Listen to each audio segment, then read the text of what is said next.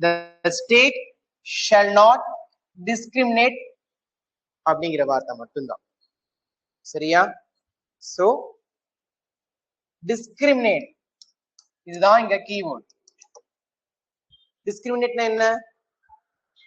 பாகுபாடு காட்டுறது. சரிங்களா?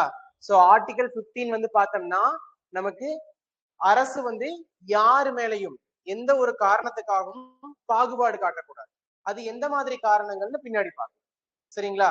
சோ 15 அப்படின்னா காமனா வந்துட்டு state not discriminate to the peoples. ஓகேங்களா? எதுக்காகவும் நம்ம காட்டக்கூடாது. சோ அதுல ஆர்டிகல் 15ல 1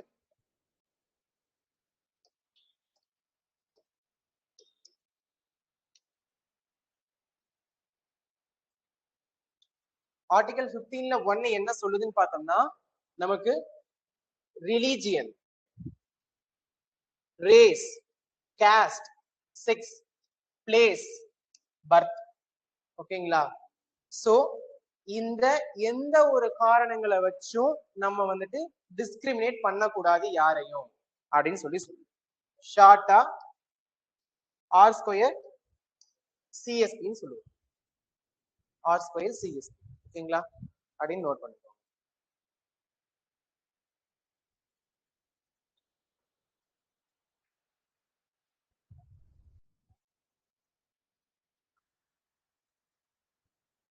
ஓகே,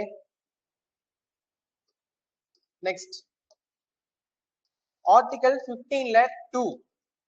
ஓகேங்களா? நோட் பண்ணிக்கோங்க. No citizen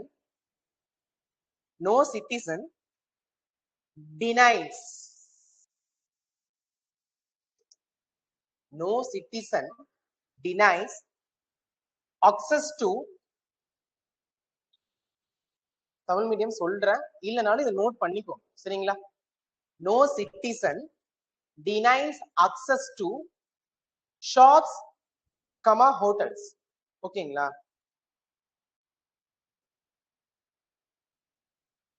shops, hotels. ஓகேயா?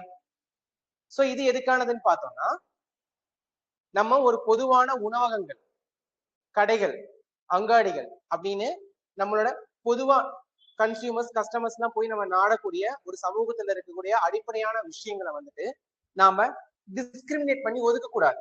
இவங்கெல்லாம் ஹோட்டல்ஸ்க்கு வரக்கூடாது, இவங்கெல்லாம் வந்து கடைகளை வந்துட்டு பர்ச்சேஸ் பண்ணக்கூடாது அப்படிங்கிற எந்த ஒரு ரீசனுக்காகவும் யாரையும் டிஸ்கிரிமினேட் பண்ணக்கூடாது. சரியா?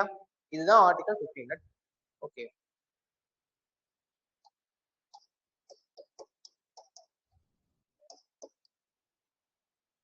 ஆர்டிகல் 15ல 3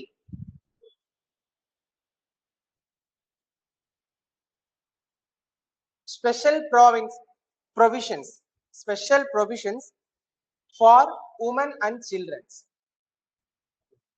இந்த பேட்ச் ஃபர்ஸ்ட் கிளாஸ். சரிவா?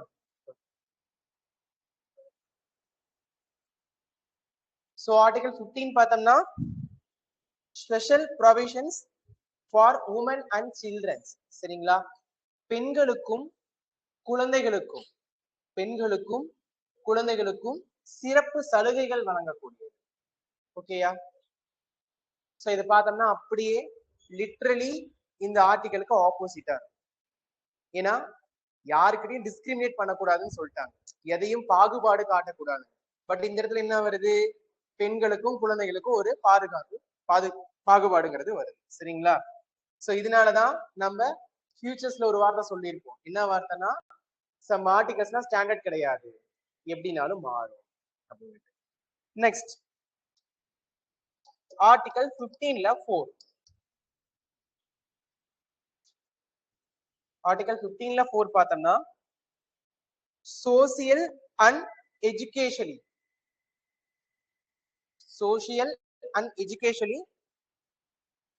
Reservation. Social and educationally reservation. இது எதுலன்னு பார்த்தோம்னா பப்ளிக்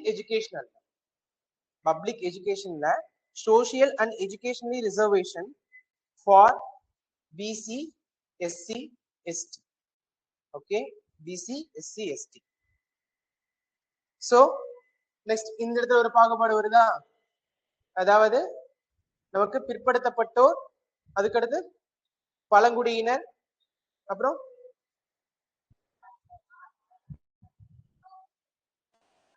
இங்க எஸ்சினா என்ன, எஸ்டினா என்ன சொல்லுங்க, செக்யூலர் காஸ்ட், செக்யூலர் ட்ரைப், அப்படி தமிழ்ல சொல்லுங்க.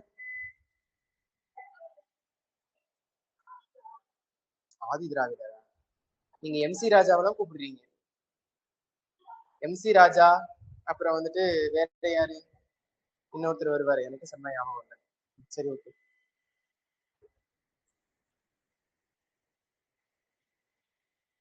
யாருக்கும் தெரியலையா? தமிழ் மீடியம், இதுக்கு நீங்க தான் பதில் சொல்லுங்க. எஸ்சினா என்ன, எஸ்டினா என்ன? தாழ்த்தப்பட்டவர் தாங்க அவங்க. ரைட். பட்டியல் இனத்தவர், பழங்குடியினர். பழங்குடியினர்னா அவங்க எஸ்சி எஸ்டியா? எஸ்டி. அப்ப பட்டியல் இனத்தவர்னா எஸ்சி. ஓகேயா? சோ பிசினா தமிழ்ல பிற்படுத்தப்பட்டோர். சரிங்களா? சோ இவங்க எல்லாத்துக்குமே நமக்கு பப்ளிக் எஜுகேஷன், சரிங்களா, நமக்கு ஒரு பொது கல்வி நிறுவனங்கள்ல ரிசர்வேஷன் என்ன, இடஒதுக்கீடு அப்படிங்கிறது தனியா வழங்குறாங்க. சரிங்களா? ஓகே. நெக்ஸ்ட் ஆர்டிகல் 15ல 5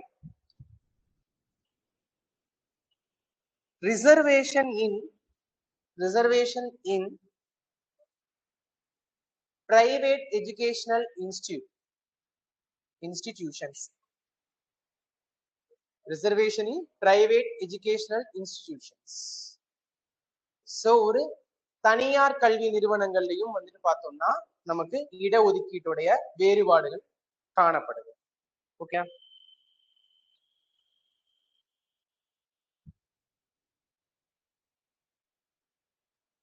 ஆர்டிகல் 15ல 6 EWS. இந்த வார்த்தை எங்க கேள்விப்பட்டிருக்கீங்களா? EWS, வருங்கால அரசு அதிகாரிகளே. அப்படின்னா என்ன? இங்கிலீஷ்ல தெரிஞ்சவங்க இங்கிலீஷ்ல சொல்லுங்க, தமிழ்ல தெரிஞ்சவங்க தமிழ்ல சொல்லுங்க. EWS, economically weaker section. Okay. அப்போ தமிழ்ல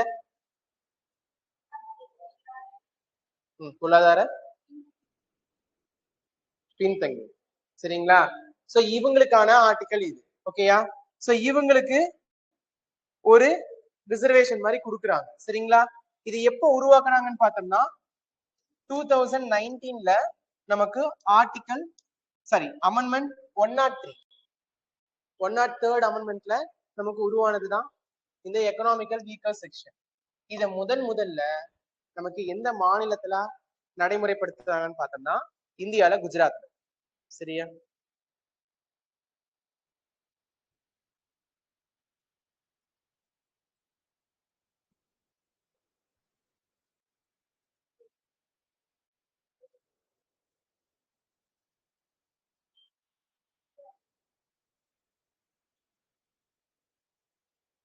எக்ஸம்ஷன்ஸ் என்னெல்லாம் நமக்கு இந்த ஆர்டிகல்ல இருந்து தனிப்பட்ட முறையில எக்ஸம்ஷன்ஸ் கொடுக்குறாங்க. ஃபர்ஸ்ட் பார்த்தோம்னா ஆல்ரெடி சொன்ன மாதிரி state can reserve the seat for women in local bodies. Example panchayat, municipality, block level. சரிங்களா? இது தமிழ்ல புரியும்னு நினைக்கிறேன். புரியுதா இல்ல புரியலையா இருக்காது? அப்படியே நோட் பண்ணிக்கணும் யாருக்கெல்லாம் எக்ஸம்ஷன்ஸ் இருக்கு அப்படிங்கிறது. இதுவே சில்ட்ரன்ஸ் பார்த்தோம்னா ப்ரொவைட் த ஃப்ரீ எஜுகேஷன். அப்புறம் எஸ்சி எஸ்டிஸ்க்கு, அப்புறம் other socially and educationally backward classes.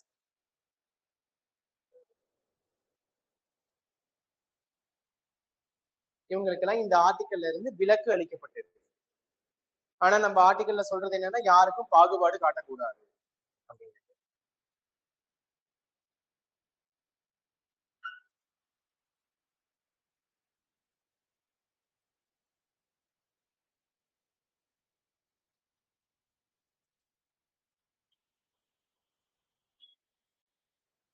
Okay. So இந்த எக்ஸ்பென்ஷன்ஸ்ல டிரைவ் பண்றாங்க. ஆல்ரெடி சொன்ன மாதிரி ஃபர்ஸ்ட் வந்து பார்த்தோம்னா உமன்ஸ் அண்ட் சில்ட்ரன்ஸ், குழந்தைகளுக்கும் பெண்களுக்குமான இடஒதுக்கீடு. அடுத்து பார்த்தோம்னா social and educational backward classes of the citizen. சரிங்களா, குடிமக்கள்ல நமக்கு பொருளாதாரத்திலையும் நமக்கு சமூகத்திலையும் பின்தங்கி இருக்கிறவங்களுக்கு. அடுத்து வந்து பார்த்தோம்னா சமூக மற்றும் கல்வியில் பின்தங்கிய குடிமக்கள் அல்லது தாழ்த்தப்பட்ட பழங்குடியினருக்கு அட்மிஷன். சரிங்களா, எஜுகேஷனல் இன்ஸ்டிடியூட்ல அட்மிஷன்ஸ் வந்துட்டு கொடுக்கிறது. அது போக எக்கனாமிக்கலி வீக்கர் செக்ஷன்ஸ், ஸோ இவங்களுக்கு எல்லாத்துக்கும் எக்ஸ்டென்ஷன்ஸ் கொடுக்குறாங்க. ஸோ அடுத்து இப்போ நம்ம என்ன பண்ண சொல்லியிருந்தோம், பேக்வர்ட் கிளாஸஸ் அப்புறம் எஸ்சி அண்ட் எஸ்டி இவங்களுக்கு மட்டும்தான் இடஒதுக்கீடை பத்தி பேசியிருந்தோம். ஸோ அதுக்கடுத்து என்ன பண்றாங்கன்னா அதர் பேக்வர்ட் கிளாஸஸ் அப்படிங்கிறவங்களுக்கான இடஒதுக்கீடு பத்தி பேசுறாங்க. சரிங்களா, எஜுகேஷனல் இன்ஸ்டிடியூட்ஸ்ல அதர் பேக்வர்ட் கிளாஸஸ்க்கான இடஒதுக்கீடு பத்தி சொல்றாங்க. ஸோ எந்த அமெண்ட்மெண்ட் பார்த்தோம்னா 93rd அமெண்ட்மெண்ட் ஆக்ட் 2005. ஸோ இதுலதான் நமக்கு வந்துட்டு இவங்களுக்கான இடஒதுக்கீடை பத்தி டிஃபைன் பண்றாங்க. ஸோ ஃபர்ஸ்ட் பார்த்தோம்னா சென்ட்ரல் எஜுகேஷனல் இன்ஸ்டிடியூட், மத்திய கல்வி நிறுவனங்கள்ல இவங்களுக்கு இடஒதுக்கீடு கொடுக்கறதுக்கான சட்டம் வந்துட்டு 2006 உருவாக்கப்படுது ஓபிசி. ஸோ அடுத்து பார்த்தோம்னா 27% இடஒதுக்கீடு. ஸோ எதுலன்னு பார்த்தோம்னா நமக்கு வந்துட்டு ஐஐடி அண்ட் ஐஐஎம் 2008 கொடுக்குறாங்க.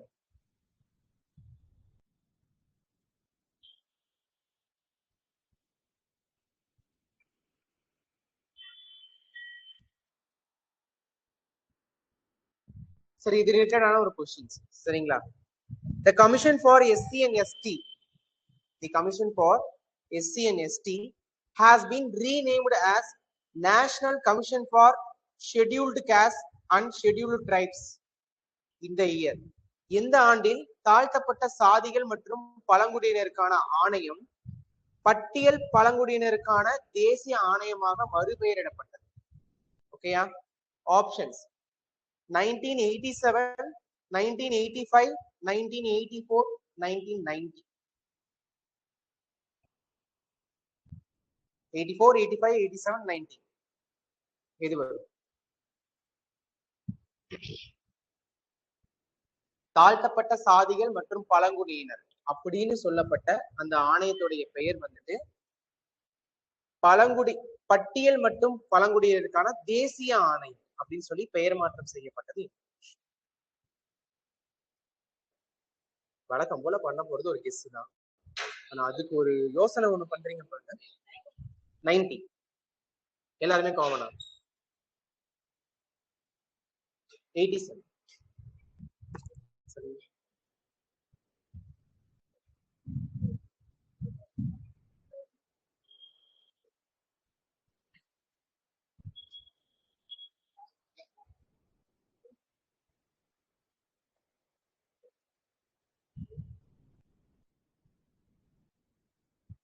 சஸ்டைனபிள் டெவலப்மெண்ட் ஒரு வார்த்தை கேள்விப்பட்டிருக்கீங்களா? எக்கனாமிக்ஸ்ல சஸ்டைனபிள் டெவலப்மெண்ட், நீடித்த வளர்ச்சி. சோ அந்த சஸ்டைனபிள் டெவலப்மெண்ட்ஸ நோட்டீஸ் பண்றதுக்காக ஃபர்ஸ்ட் போடப்பட்ட ஏஜென்சி எதுன்னு கேக்குறாங்க. சரியா, ஆணையம் எதுன்னு கேக்குறாங்க. நிதி Aayog, social welfare department, NTC and MHRD. Sustainable Development, NDC, anyone?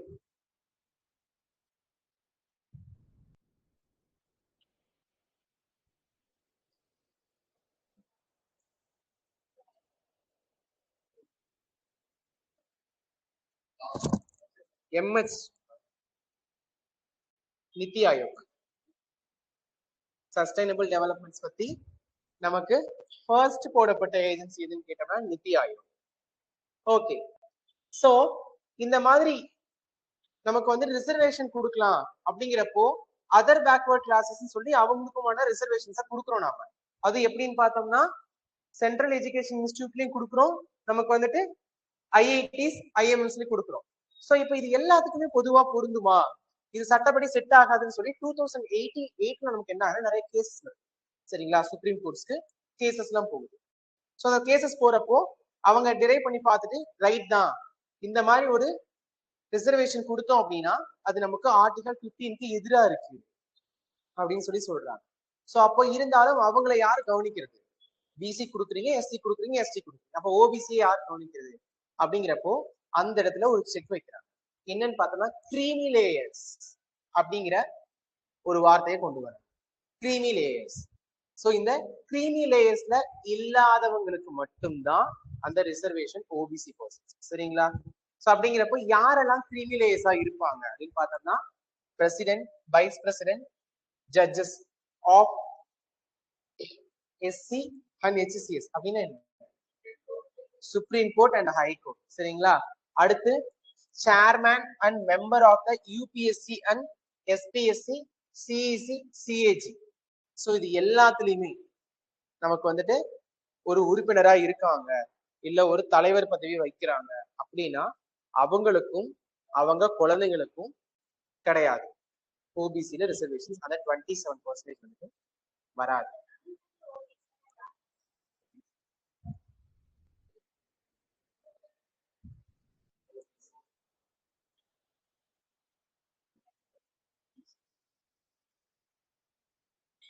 சரி, பொறுமையா கூட சொல்லிக் கொடுங்க, ஒன்றும் பிரச்சனை. ஸோ நெக்ஸ்ட் ஒன் பார்த்தோம்னா குரூப் ஏ கிளாஸ் 1 அப்புறம் குரூப் பி கிளாஸ் 2 ஆபீசரா இருக்கிறவங்க எல்லாருமே நமக்கு வந்துட்டு அவங்களுக்கும் அவங்க குழந்தைகளுக்கும் இந்த ரிசர்வேஷன் கிடையாது. Next bank, insurance organisation, universities இந்த மாதிரியான ஒரு பிரைவேட்ல ஒரு உயர்மட்ட நிறுவனத்துல வேலை செஞ்சுட்டு இருந்தாலும் அவங்களுக்கும் அவங்களோட குழந்தைகளுக்கும் ரிசர்வேஷன்ஸ் கிடையாது.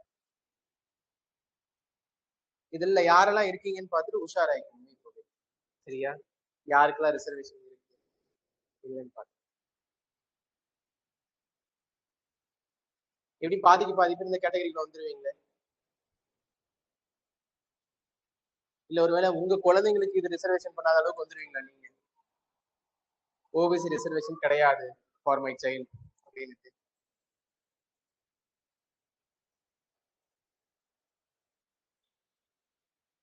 அப்புறம் குரூப் 1க்கும் ஏதோ சிலபஸ் எல்லாம் மாத்திருக்காங்களா பாத்தீங்களா?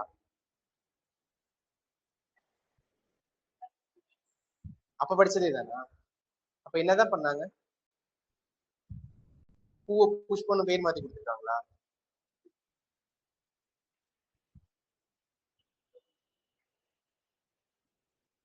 சரி, குரூப் 4ல சிலபஸ் சேஞ்ச் பண்ணும்போது இப்போ எக்கனாமிக்ஸ்க்கும் யூனிட் 8க்கும் வந்துட்டு வெயிட்டேஜ் போட்டிருக்காங்க. இப்போ குரூப் 1க்கு என்ன போட்டிருக்காங்க கவனிச்சிங்களா? இல்ல அப்படியே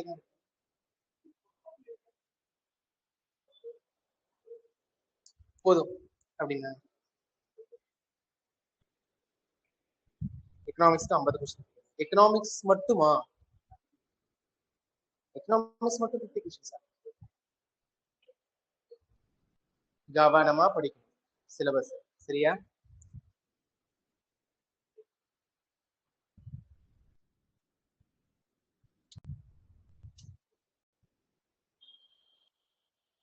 இந்த தடவை செக் வந்து கொஸ்டின்ஸ்ல வராதுங்க, சிலபஸ்ல வரும் செக். கவனமா படிச்சுக்கணும். கொஸ்டின் இங்கிருந்து கேட்டிருக்கீங்க அங்கிருந்து கேட்டிருக்கீங்கன்னு போயிட்டுனா சண்டையெல்லாம் பிடிக்க முடியாது. உன்ன சிலபஸ ஒழுங்கா கண்ணில் பாத்தீங்களான்னு கேட்பான் ஒரே வார்த்தையா. அதனால பார்த்து வச்சு தயவு செஞ்சு வெயிட்டேஜ் டிபார்ட்மெண்ட் எல்லாம் படிச்சு வச்சிருங்க. கொஸ்டின்ஸ் எப்படினாலும் வரும், கவனமா.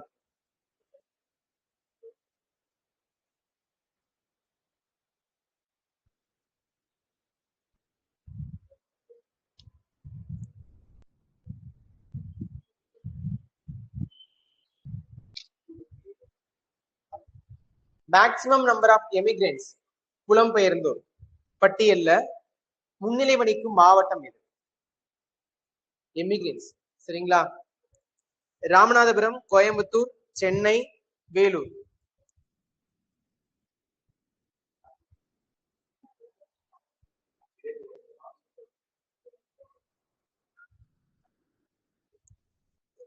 நான் ஆப்ஷன் 4 நான் சொல்லிட்டேன், நீங்க ஆன்சர் என்னன்னு சொல்லுங்க. ராமநாதபுரமா? கொஸ்டின்ஸ் இன்னொரு தடவை சொல்றேன். புலம்பெயர்ந்தோர் பதிவில், புலம்பெயர்ந்தோர் எமிகிரேட் பதிவுல வந்துட்டு முதலிடம் வகிக்கக்கூடிய மாவட்டம். சரியா? ஆப்ஷன் திரும்ப சொல்றேன். ராமநாதபுரம், கோயம்புத்தூர், சென்னை, வேலூர். நீங்க கோயம்புத்தூர் சொல்றீங்க. நீங்களும் கோயம்புத்தூர். ராமநாதபுரம். அண்ணா நீங்களா போட்டி தேர்வுல இருந்து விலகுறீங்களா? சென்னைங்க. சரியா? ஃபர்ஸ்ட்ல அதான் சொன்னீங்க, கடைசி வரை அதுதான் சொல்லியிருக்கணும். என்ன பண்ணுவீங்க? ஓஎம்ஆர்ல போய் வந்துட்டு நான் சார் ஃபர்ஸ்ட் நான் இதுதான் திங்க் பண்ணேன், பட் நான் அதுக்கப்புறம் டவுட்டா இருக்குன்னு ஷேர் பண்ணிட்டேன்னு சொல்லுவீங்களா டிஎன்பிசில? எப்படிங்க? நோட் பண்ணியாச்சா? சீக்கிரம் சீக்கிரம் சீக்கிரம்.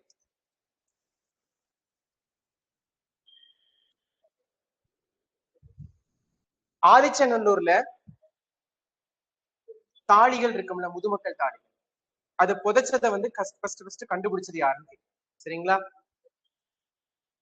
Robert Foote, Robert Foote, Jagor, சாகர், கன்னிங்ஹாம்.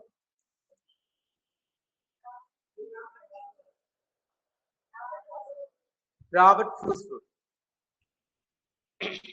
ஏன்னா அந்த பேர் எங்க கேள்விப்பட்டிருக்கீங்க தானே? என்னங்க புரியல? ஆமா, அது யாருங்க மேடம்? ராபர்ட் ஃப்ரூட்டா? அந்த கண்டென்ட் எந்த டாபிக் கீழ வரும்?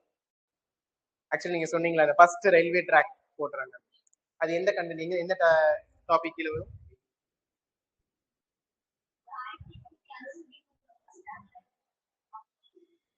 ஆயிரத்தி 1863 இண்டஸ் வேலி சிவிலைசேஷன்ல வரும் நீங்க சொல்ற கதை. சரிங்களா? போய் ஒரு தடவை கவனமா பாருங்க. சரியா? சோ இந்த ராபர்ட் ஃப்ரூட்ஸ் அப்படிங்கிறவர் வந்துட்டு அகலாய்வுல இருந்தவர் தான், ஆனா அவருக்கும் ஆதிச்சநல்லூருக்கும் சம்பந்தம் கிடையாது. சரிங்களா? ஆதிச்சநல்லூர்ல ஃபர்ஸ்ட் யாருன்னு பார்த்தோம்னா ஜாகோர் அப்படிங்கிறவர் தான் நமக்கு அந்த முதுமக்கள் தாலிய கண்டுபிடிச்சாரு. இதே சென்னை பல்லாவரத்துல ஒருத்தர் வந்துட்டு கருவிகளை கண்டுபிடிச்சிருப்பாரு, அவர் யாருங்க? இவர்தான் ராபர்ட் ஃப்ரூட்டா? அப்புறம் எதுக்கு இங்க வந்தாரு ஆதிச்சநல்லூர்ல? அவரு சம்மர் வெக்கேஷன் தான். கவனமே. சரியா? ஆதிச்சநல்லூர்ங்கிறது எந்த காலத்தை சேர்ந்ததுன்னு தெரிஞ்சிருக்கணும். கேள்விப்பட்டிருக்கீங்களா? பாலியோலித்திக், மீசோலித்திக், இரும்பு காலம், பழைய கற்காலம், இதெல்லாம் கேள்விப்பட்டிருக்கீங்களா? இப்ப இதுல ஆதிச்சநல்லூர்ங்கிறது எந்த ஏரியாவுக்கான எக்ஸாம்பிள், எந்த டைம் பீரியடுக்கான எக்ஸாம்பிள்? ஆதிச்சநல்லூர் இப்ப சொல்றது ஞாபகம் வச்சுக்கணும், எப்பயும் மறக்கூடாது. ஆதிச்சநல்லூர் வந்துட்டு இரும்பு காலத்துக்கான, அயன் ஏஜுக்கான எக்ஸாம்பிள். சரிங்களா? சோ நம்மளுடைய நார்த் இந்தியால பார்த்தோம்னா பிம்பெட்கா அப்படிங்கிற ஒரு ஏரியா இருக்கு. நார்த் இந்தியால பிம்பெட்கா, சவுத் இந்தியால ஆதிச்சநல்லூர். இது ரெண்டுமே நமக்கு வந்து பார்த்தோம்னா அயன் ஏஜ், இரும்பு காலத்துக்கான கிரேட் எக்ஸாம்பிள். ஏன்னா இரும்ப உருக்கினதுக்கான சான்றுகள் நமக்கு அந்த காலத்திலேயே ஆதிச்சநல்லூர்ல காணப்படும். நிறைய ஃபேக்டரிஸ் இருக்கு.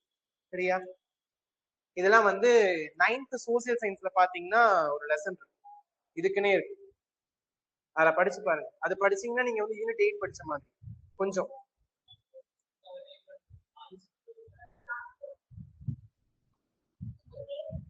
ஜாகோர்.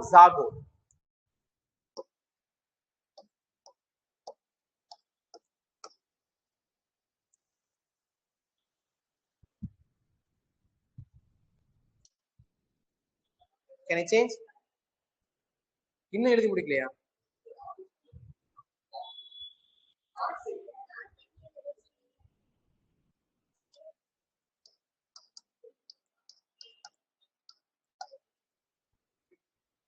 இப்ப நியூ புக்ல இருக்கான்னு தெரியல, ஓல்டு 6th சோசியல் சயின்ஸ் புக்ல சிந்து சமவெளி நாகரிகத்துக்கு முன்னாடி பாத்தீங்கன்னா ஒரு சின்ன மேப் இருக்கும். இந்தியாவோட மேப் இருக்கும். ஐ திங்க் அந்த லெசன் தான் நினைக்கிறேன். அந்த மேப் இருக்கும். அந்த மேப்ல பாத்தீங்கன்னா நமக்கு பழைய கற்காலத்துக்கான எடுத்துக்காட்டுகள் என்னென்ன, இரும்பு காலத்துக்கான எடுத்துக்காட்டுகள் என்னென்ன, அது இந்தியாவில எந்த பகுதிகள்ல இருந்துச்சுன்னு சொல்லிட்டு வித் சிம்பிளோட கொடுத்திருப்பான். இப்ப கற்காலம் அப்படின்னா இந்த மாதிரி ஒரு சிம்பிள் கொடுத்திருப்பான், ஒரு கல்லு வந்து கூரா இருக்கிற மாதிரி. அதே இரும்பு காலம் அப்படிங்கிறப்போ ஐ திங்க் வந்துட்டு ஏதோ கத்தி மாதிரி கொடுக்கும்.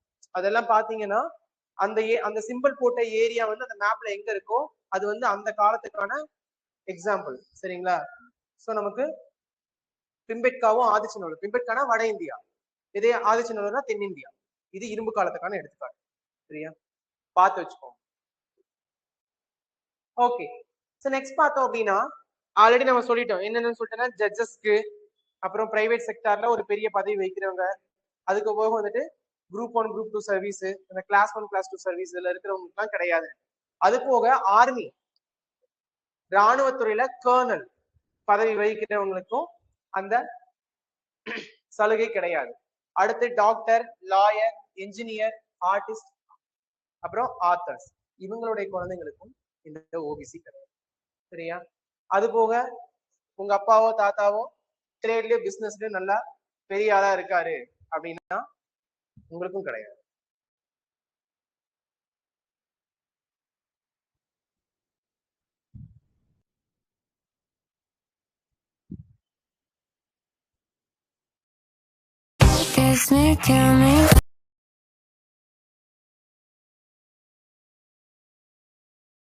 அக்ரிகல்ச்சர் லேண்ட் நீங்க வச்சிருக்கீங்களா?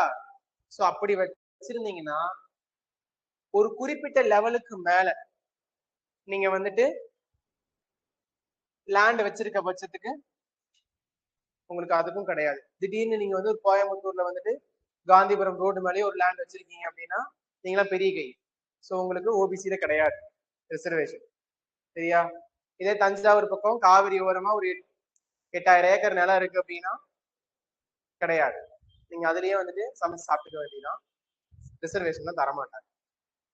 சோ அதுக்கடுத்து என்ன பண்றாங்கன்னா 2017 இன்னொரு விஷயம் கொண்டு வராங்க.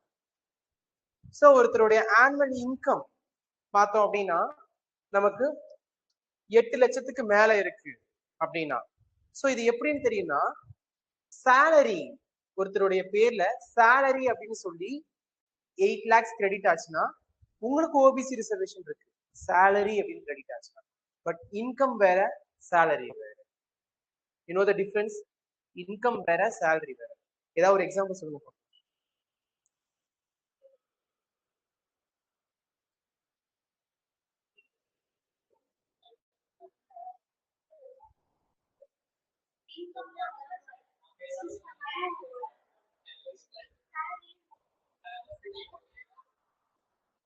சோ இப்ப நீங்க மன்னாரன் கம்பெனில வேலை செஞ்சீங்கன்னா உங்களுக்கு ஓபிசி சர்டிபிகேட் ரிசர்வேஷன் இருக்கு. இதே நீங்க மன்னாரன் கம்பெனி ஓனர்னா உங்களுக்கு கிடையாது. சரியா? அவ்வளவுதான் வித்தியாசம். ஓகேயா? நம்ம இன்ஸ்டியூட்ல நீங்க ஸ்டாஃப்னா உங்களுக்கு ஓபிசி ரிசர்வேஷன் இருக்கு. இன்ஸ்டியூட்டுக்கு நீங்க தான் ஓனர்னா கிடையாது. ஏன் உங்களுக்கும் காசு வருது இல்ல, ஃபீஸ் கொடுக்குறாங்களே அப்படின்னு கேட்டா அது இன்கம். ஓகேங்களா? வருவாய். சோ 2007ல 8 lakhs சேஞ்ச் பண்ணிருக்காங்க. பட் எப்பத்துல இருந்து இந்த கிரைட்டீரியாவை சேஞ்ச் பண்ணிட்டே வந்தாங்கன்னு பார்த்தோம்னா 1993ல ஃபர்ஸ்ட் 1 lakh வச்சிருந்தாங்க. அடுத்து 2004ல 2.5 lakhs, 2008ல 4.5 lakhs, அடுத்து 2013ல 6 lakhs, அதுக்கு அடுத்து லாஸ்டா தான் 8 lakhs நமக்கு சேஞ்ச் பண்ண.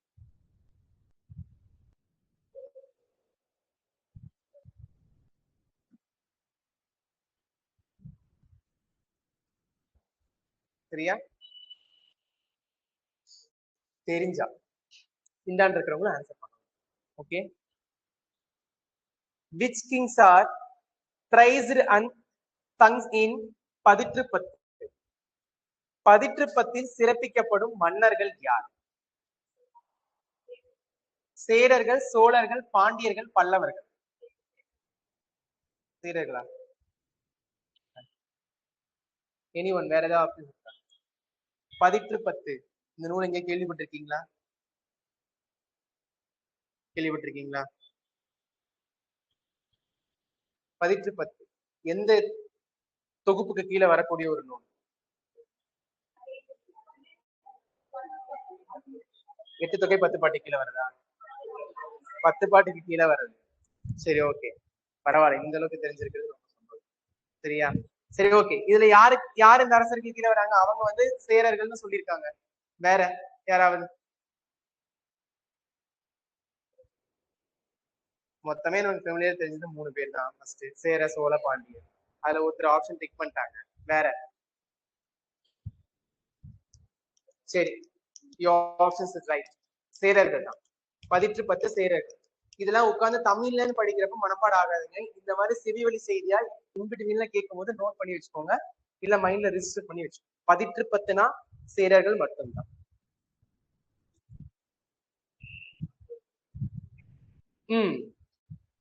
உங்க எல்லாருக்கும் பிடிக்காத கொஸ்டின்.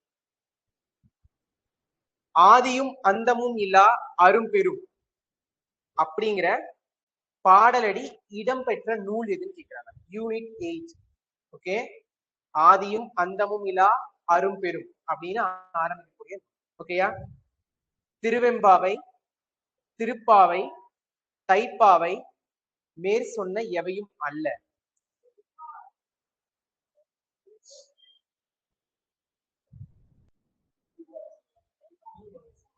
திருப்பாவை.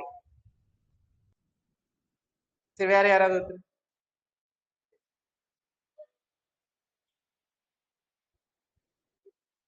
சரி, திருப்பாவை பாடினது யாரு?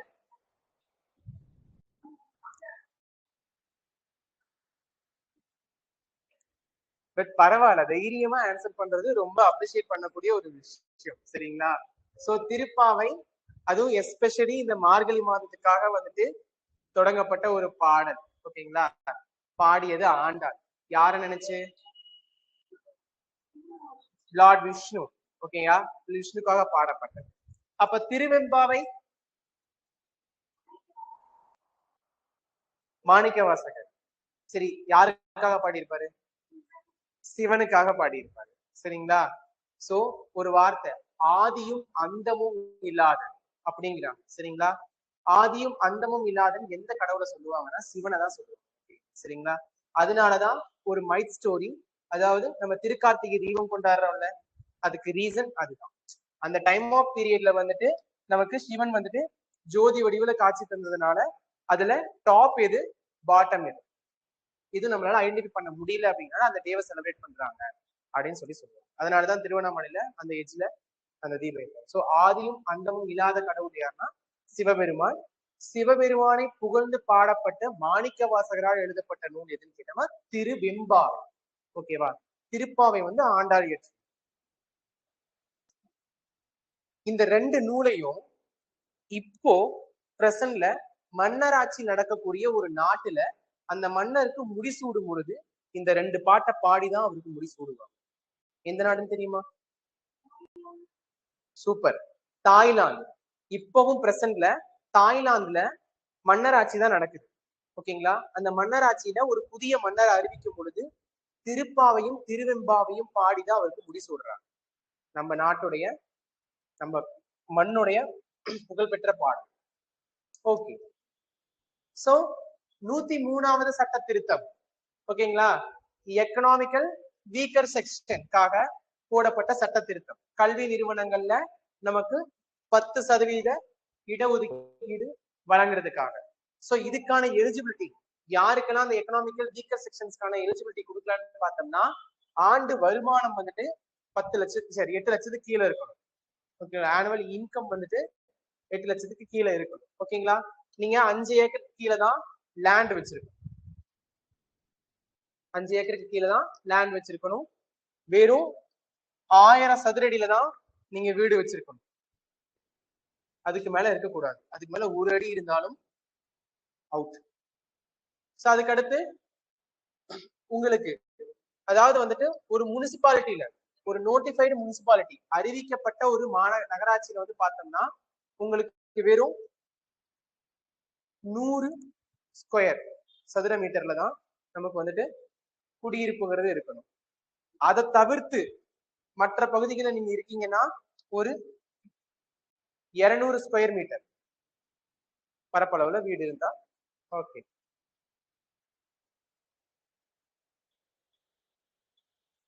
இப்படிலாம் இருந்தா நீங்க எக்கனாமிக்கல் ஜிகே செக்ஷன். யாருக்காவது வேணும்னா இந்த மாதிரி அரேஞ்ச் பண்ணி வச்சுக்கோங்க.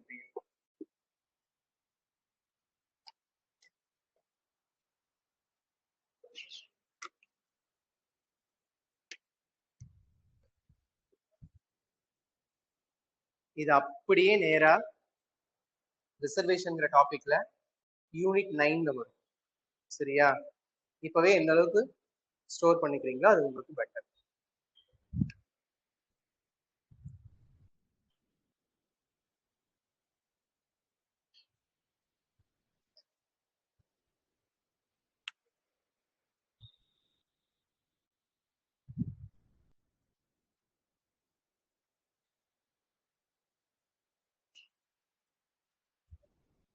சேலத்தில் நடைபெற்ற நீதி கட்சி மாநாட்டில் தலைவராக பங்கேற்றவர் யார்? சேலத்தில் நடைபெற்ற நீதி கட்சி மாநாடு பக்கமானா இல்ல, ரொம்ப வருஷத்துக்கு முன்னாடி 1944. Options: TM. நாயர், பெரியார், அறிஞர் அண்ணா, பனகல் ராஜா.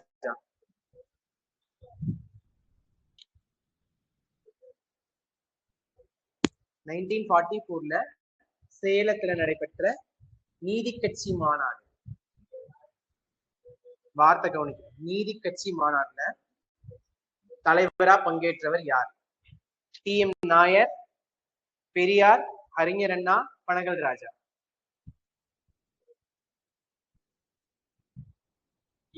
டி.எம். நாயர். நீங்களும் டி.எம். நாயர் தானா?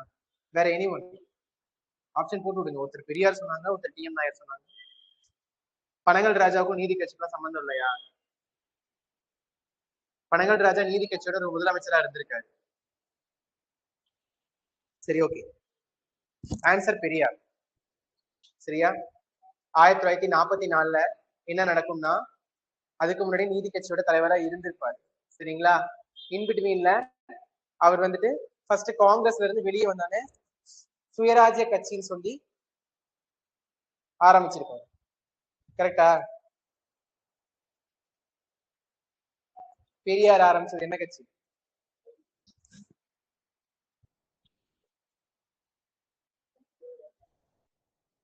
பெரியாரோட என்ன? நீதி கட்சியா? நீதி கட்சி ஓகேங்க. ஆக்சுவலி நீதி கட்சி ஆரம்பிச்சது யாரு? அதுக்கு முன்னாடி நீதி கட்சி ஆரம்பிச்சிருக்கப்படும். சோ நீதி கட்சி ஆரம்பிச்சது பெரியார் கிடையாது. பெரியார் ஆரம்பிச்சது செல்ஃப் ரெஸ்பெக்ட் மூவ்மெண்ட், சுயமரியாதை இயக்கம். ஐஎன்சில இருந்து கடுப்பாய் வெளியில வந்து நமக்கு ஆரம்பிச்சது சுயமரியாதை இயக்கம். அந்த சுயமரியாதை இயக்கத்துல இருக்கும் பொழுதே நீதி கட்சிக்கும் தலைமையத்துக்கு சொல்லி இங்க கூப்பிடுவாங்க. சோ அந்த நீதி கட்சியும் சுயமரியாதை இயக்கமும் ஒண்ணு சேர்ந்துதான் சேலம் மாநாட்டுல திராவிடர் கட்சியா நமக்கு உருமாற்றம் பெறும். சரியா? சோ அப்ப அந்த சேலம் மாநாட்டுல தலைமையேற்றது பெரியார் அவர். ஓகேவா? பட் அப்போ அது நீதி கட்சியுடைய மாநாடாதான் செயல்படும். அதனால தலைவர் நானும் அப்படி சைலண்டா ஒரு ஃப்ளோல அப்படி வந்து சுயராஜ்ய கட்சின்னு சொல்லிட்டு முடிச்சு அடுத்த சைட் போயிருந்தாலும் அப்படி நோட் பண்ணி எழுதிருப்பீங்கல்ல, ரைட் தான் அப்படின்னுட்டு. ஓகே. ஆர்டிகல் 16. ஆர்டிகல் 12 என்ன? Definition of state. தமிழ் என்ன? அரசு என்பதற்கான, ஏன்னா ஸ்டேட்னா மாநிலம் கிடையாதா?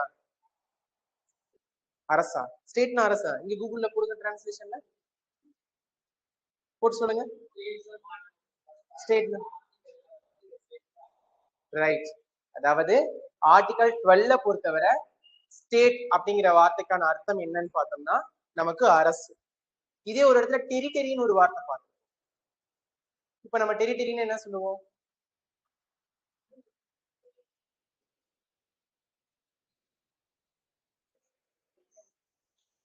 இல்லையா? அது பவுண்டரி இல்லையா? மாகாணமா? அது பிரசிடென்சி இல்லையா?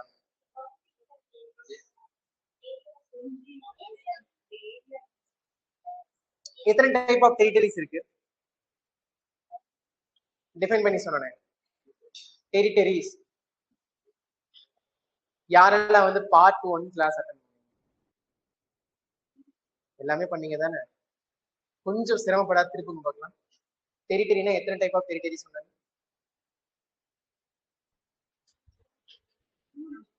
3. ஒரு வழியை கண்டுபிடிச்சாச்சு. என்னென்ன?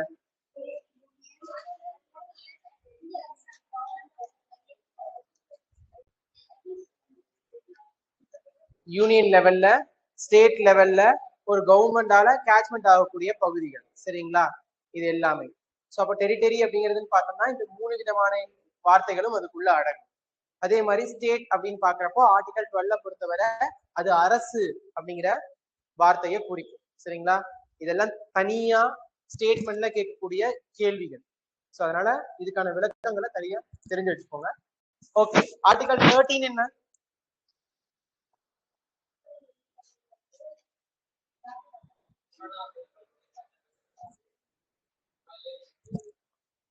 ஒரு எப்படி ஒரு ப்ராப்பரா சொல்லி பார்க்கலாம். டிபெண்ட் பண்ணி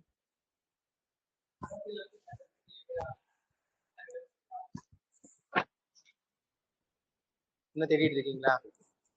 ஆர்டிகல் 13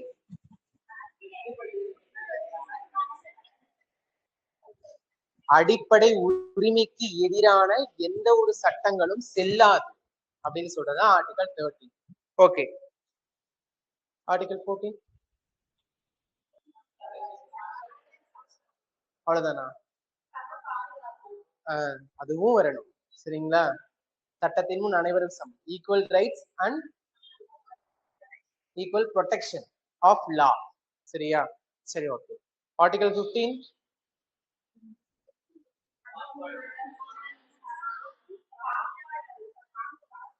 இன்னொரு தடவை ஆர்டிகல் 15 சொல்லுங்க என்னன்னு. மதம் இனம் எல்லாம் 15(1)ல வரக்கூடியது. நான் கேட்கறது 15 மட்டும் என்னன்னு. Yes, state shall not be discrimination. சரியா?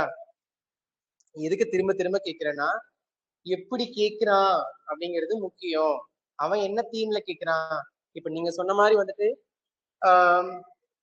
இனம், சாதி, மதம், மொழி பாகுபாடு எதுவும் காட்டக்கூடாது அப்படின்னு சொல்லிட்டு இது எந்த சரத்தை சொல்லுது அப்படின்னு கீழே ஆர்டிகல் 15, 16, 17, 18 போட்டா நீங்க 15 சூஸ் பண்ணிக்கோங்க. சரிங்களா? 15ல 1, 15ல 2 கொடுத்துட்டானா நீங்க டக்குன்னு எடுத்த உடனே கண்ணை மூட்டு 15 போட்டு வந்தீங்கன்னா போச்சு, அவ்வளவுதான். அதோட சரி.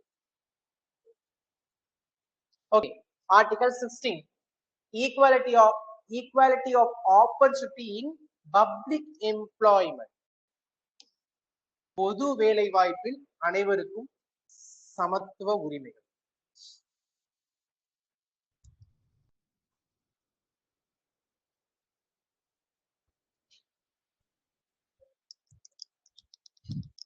ஓகே,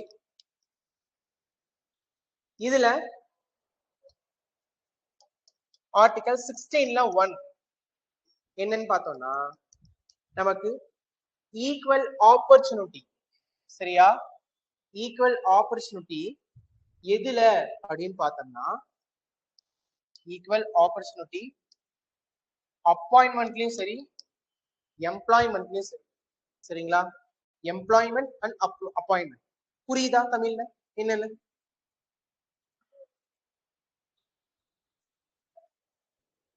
ஈக்குவல் ஆப்பர்ச்சுனிட்டி சமமான ஆப்பர்ச்சுனிட்டி என்ன? வாய்ப்பு, சமமான வாய்ப்பு. சோ நமக்கு எம்ப்ளாய்மெண்ட் அண்ட் அப்பாயின்மெண்ட். எம்ப்ளாய்மெண்ட் என்ன? வேலை வாய்ப்பு. அப்பாயின்மெண்ட்னா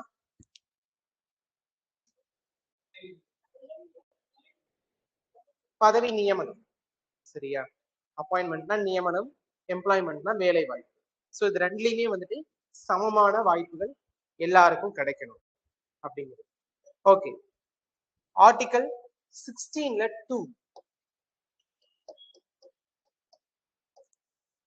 ஆர்டிகல் 16ல 2 என்னன்னு பார்த்தோம்னா நமக்கு 7 விஷயங்கள் இங்க வருது. முன்ன ஆர்டிகல் 15ல 1 என்ன? அதை நாம எப்படி சொன்னோம் ஷார்ட்டா? R² C S B.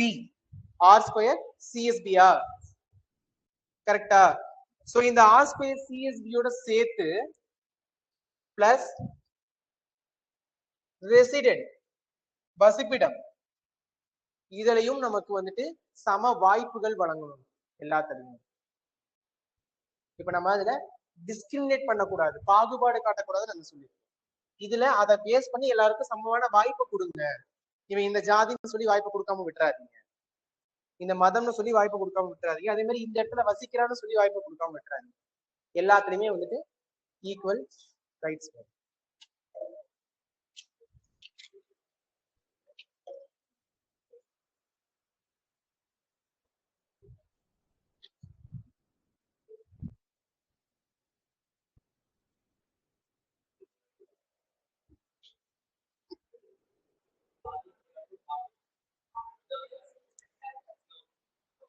Place of birth, பிறப்பிடம்,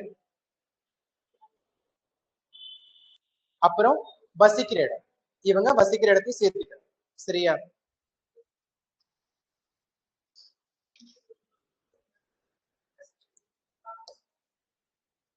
ஆர்டிகல் 16(3) இங்க என்ன சொல்றாங்கன்னா, residential qualification, residential qualification, residential qualification. Residential qualification தான் என்னன்னா, எங்கு வேலை செய்யறோமோ அதை பிறப்பிடமா கொண்டிருந்தால் மட்டும்தான் நமக்கு அந்த வேலை வாய்ப்பு. எக்ஸாம்பிளுக்கு வந்துட்டு நீங்க ஒரு விஏஓ ஆக போறீங்க, சரிங்களா? அப்ப அந்த விஏஓ ஆக போறீங்கன்னா, நீங்க எந்த கிராமத்துல விஏஓ ஆக போறீங்களோ அந்த கிராமத்துல நீங்க பிறந்திருந்தா மட்டும்தான் உங்களுக்கு அந்த வேலை. வீட்டா நல்லா இருக்கா? இப்ப நீங்க கஷ்டப்பட்டு படிச்சு முன்னேறி உச்சத்துக்கு வந்து ஒரு விஏஓ ஆக போறீங்க, கவுன்சிலிங் போறீங்க, சரிங்களா? உங்களுக்கு அங்க வேகன்சி பாக்குறப்போ நீங்க வந்து காந்திபுரத்துல இருக்கீங்க அப்படின்னா உங்களுக்கு பீளமேட்ல வந்துட்டு வேகன்சி வருதுன்னா பீளமேட்டை சூஸும் பண்ணிடுறீங்க. ஆனா நீங்க அப்பாயின்மெண்ட் ஆர்டர் வாங்கிட்டு ஆபீஸ்க்குள்ள போறப்போ, தம்பி நீ பிறந்தது காந்திபுரம் ஆச்சு, பீளமேட் எப்படி வேலை செய்ய, நீ கிளம்பு, சரியா? சோ இதை எந்த ஆக்ட் கொண்டு வந்துச்சுன்னு பார்த்தோம்னா, public employment residence act 1957. Public employment residence act 1957. பொது வேலை வாய்ப்பில் வசிப்பிட சட்டம். அந்த வசிப்பிடம்ங்கிறத ரெசிடென்ஸ்ங்கிறத பிராக்கெட்டுக்குள்ள போட்டுக்கோங்க, சரிங்களா? பப்ளிக் எம்ப்ளாய்மெண்ட் ஆக்ட் மட்டும் போட்டுக்கோங்க, அட் 1957.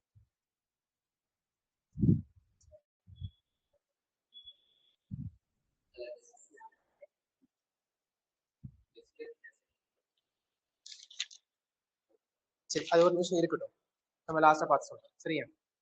பார்த்து சரி, ஓகே. சோ இப்படி 1957ல சொல்லிட்டாங்களா?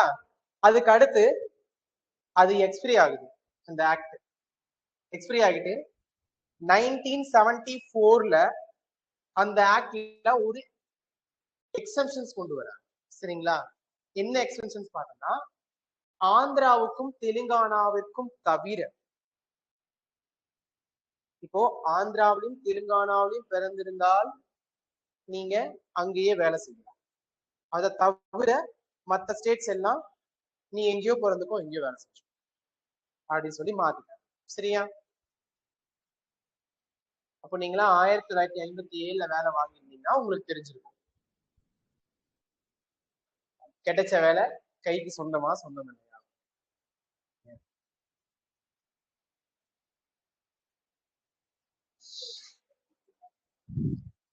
ஆர்டிகல் 16ல 4, ஆர்டிகல் 16ல 4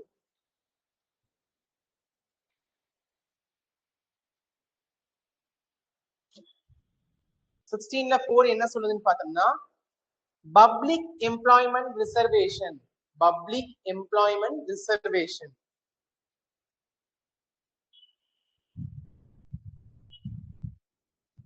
யாருக்குன்னு பார்த்தோம்னா பிசி, எஸ்சி, எஸ்டி.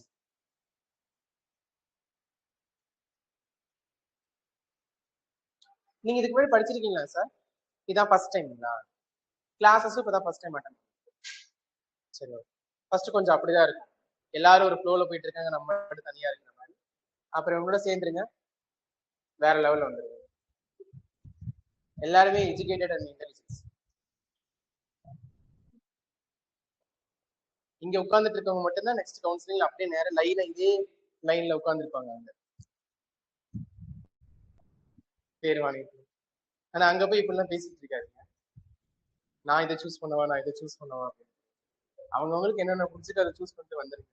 என் ஃப்ரெண்டு சொன்னாங்க, மேட்டுப்பாளையத்துல இருந்தாலும் காட்டுக்கு வந்தாலும் வந்துட்டு ஃபாரஸ்ட்ல வேலை கிடைச்சா நல்லதுன்னு சொல்லிட்டு அதனால அங்க போய் உட்காந்துட்டு இருக்கேன், யானை கூட பேசிட்டு இருக்காரு. உங்களுக்கு எது பிடிச்சிருக்கோ அதை சூஸ் பண்ணுங்க. சரி, ஓகே. சோ இந்த எம்ப்ளாய்மெண்ட் ரிசர்வேஷன்ல பிசி எஸ்சி எஸ்டி இந்த ரிசர்வேஷன்ல நமக்கு இன்னும் வந்து கிரைட்டீரியாவை பிரிக்கிறாங்க. எப்படின்னு பார்த்தோம்னா ஆர்டிகல் 16ல 4ல ஏ, ஆர்டிகல் 16ல 4ல ஏ என்ன சொல்றாங்கன்னு பார்த்தோம்னா ரிசர்வேஷன் இன் ப்ரமோஷன்ல கொடுக்குறாங்க. சரிங்களா, ஒரு ப்ரமோஷனுக்கு ஒரு ரிசர்வேஷன் கொடுக்குறாங்க. 10 வருஷம் தொடர்ந்து நீங்க வேலை செய்யறீங்க அப்படின்னா இதுல யாருக்கு ப்ரமோஷன் கொடுக்கலாம் அப்படின்னா நீங்க நல்லா வேலை செய்யறீங்க, நல்லா வேலை செய்யறீங்கிறத பாக்குறது இல்லை. சரிங்களா, சோ இதுல இந்த காஸ்ட்ல இத்தனை பேருக்கு மட்டும் ப்ரமோஷன் கொடுப்போம், இந்த காஸ்ட்ல இத்தனை பேருக்கு மட்டும் பீரியாரிட்டி கொடுப்போங்கிற மாதிரி பிரிக்கிறாங்க. சரிங்களா, அது யாருக்குன்னு பார்த்தோம்னா எஸ்சி அண்ட் எஸ்டி.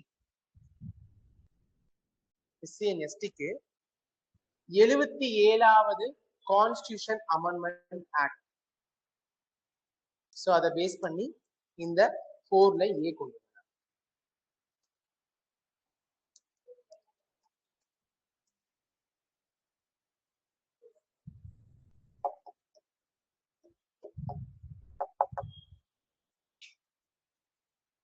நெக்ஸ்ட் 4ல பி.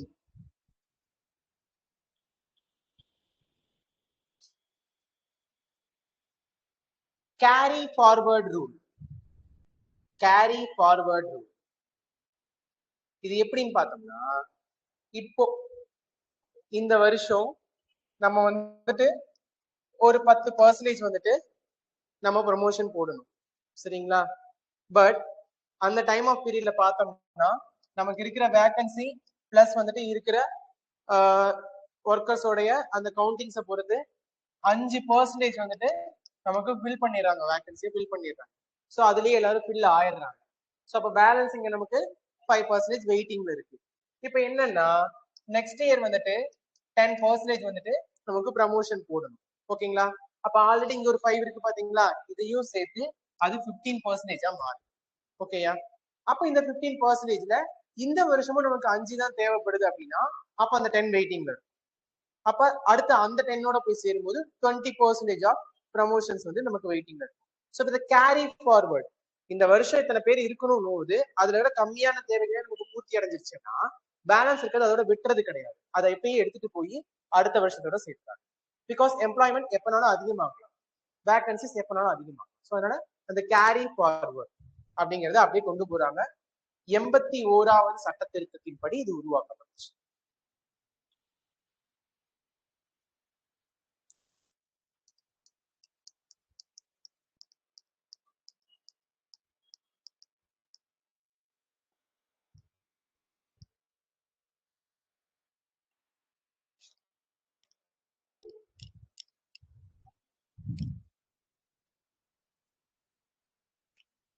நெக்ஸ்ட் பார்த்தோம்னா article 16ல 5.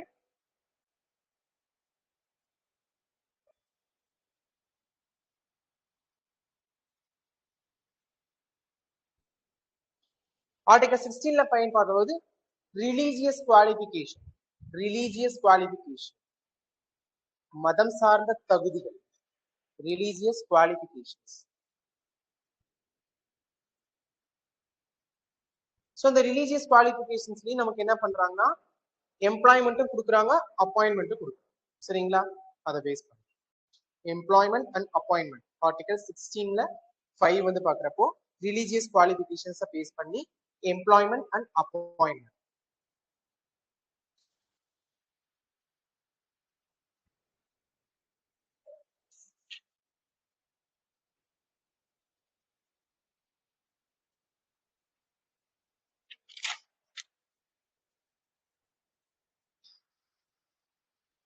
Next, Article 16 6. Article 16 6. EWS கான 103 amendment.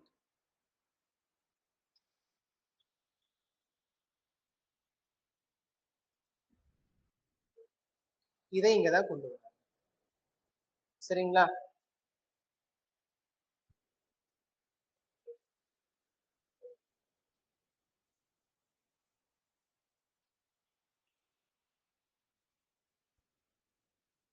ஓகே. சோ நம்ம இந்த ஆர்டிகிளுக்கான எக்ஸம்ஷன்ஸ் என்னங்க? சரிங்களா? பார்த்தோம்னா நமக்கு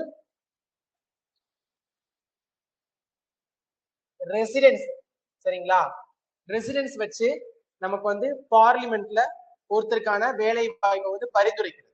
சரிங்களா? சார் இவர் இங்கதான் ரொம்ப நாளா தங்கிட்டு இருக்காரு, சோ அப்ப நம்மளுடைய சிட்டிசன் தான் இவரு, சோ இவருக்கான வேலை வாய்ப்புல சமமான பங்கு கொடுக்கலாம் அப்படின்னு சொல்லி அது ஒண்ணு.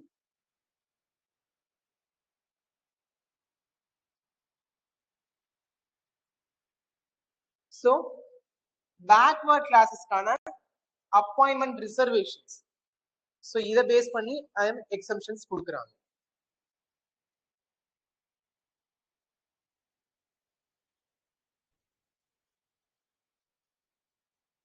நெக்ஸ்ட், மதம் சார்ந்த நிறுவனங்கள் அவங்களுக்கான இடஒதுக்கீடு.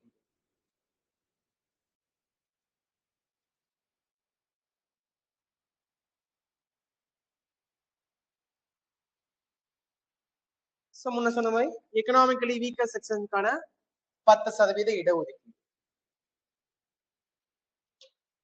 சோ இது எல்லாமே விதிவிலக்கானது, இந்த ஆர்டிகளுக்கு விதிவிலக்கானது.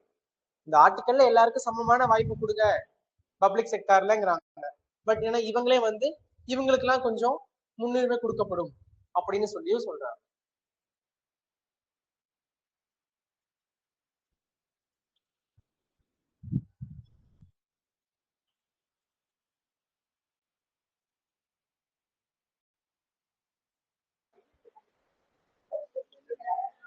Which cities set to criminalize begging?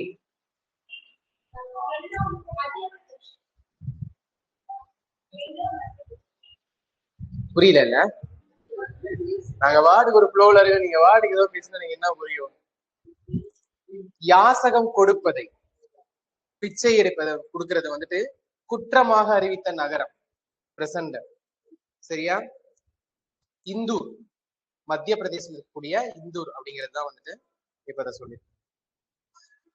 2024 Sahitya Akademi விருது பெற்றவர் யார்?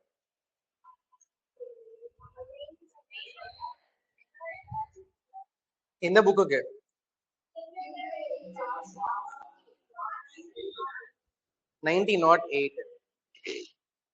யாரு? எந்த தலைவரை பத்தி? வஉசி. வஉசி உருவாக்கின கம்பெனியோட பேர் என்ன?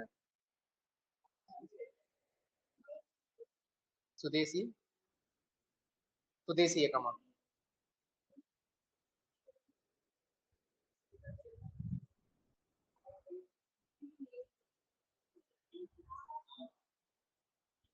சுதேசி ஸ்டீம் நேவிகேஷன். நாவாய் சங்கம் எந்த வருஷம்?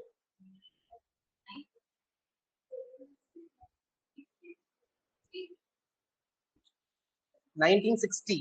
1960. நம்ம 1947 சுதந்திரம் வாங்கிட்டோம்.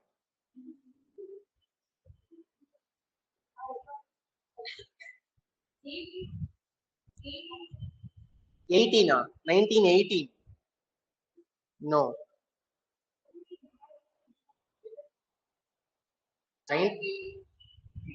1919 நமக்கு ரவுலட் ஆக்ட் வந்துருச்சு.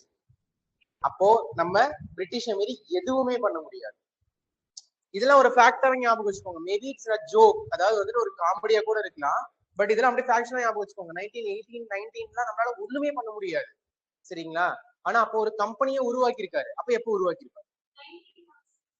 எஸ், 1906. 1906 உருவாக்குனது சுதேசி ஸ்டீம் நேவிகேஷன், சுதேசி நாவாய் சங்கம். ஓகேயா? யார் அதோடைய தலைவர்? வஉசி. தெரியுமே, எனக்கு கிடையாது. பாண்டித்துரையார் அவர்தான். சரிங்களா? மொத்தம் எவ்வளவு இன்வெஸ்ட்மெண்ட் அந்த கம்பெனி ஸ்டார்ட் பண்ண? 10 lakhs இன்வெஸ்ட்மெண்ட். ஓகே, எவ்வளவு பேர் மெம்பர்ஸ்? டேட்டாலாம் கரெக்டா வருது, பட் ஆனா அதை வெளிப்படுத்துற விதம் தப்பா இருக்கு. பட் 25 வரும். அது என்னவா வரும்? எத்தனை மெம்பர்ஸ்? 10 லட்சம் ரூபாய் போட்டு சுதேசி ஸ்டீம் நேவிகேஷன் வந்து ஸ்டார்ட் பண்றாங்க. 40,000 மெம்பர்ஸா? சரி, ஓகே. ஒரு ஆளுக்கு எவ்வளவு? 25 rupees. அதாவது 40,000 பேரு அந்த கம்பெனியோடைய மெம்பர்ஷிப்பா இருந்தாங்க. சரிங்களா? ஒரு ஆளுக்கு 25 ரூபாய் அப்போ 1906ல. சரியா? சோ அதுல 10 லட்சம் ரூபாய் கலெக்ட் பண்ணி அந்த சுதேசி ஸ்டீம் நேவிகேஷன், சுதேசி நாவாய் சங்கம்ங்கிற அந்த இதை ஓபன் பண்றாங்க. எத்தனை கப்பல் வாங்கினாரு? 2 கப்பல். அந்த கப்பல் பேரு லாவா மேக்மா, எரிமலை குழம்புகளா? அப்புறம்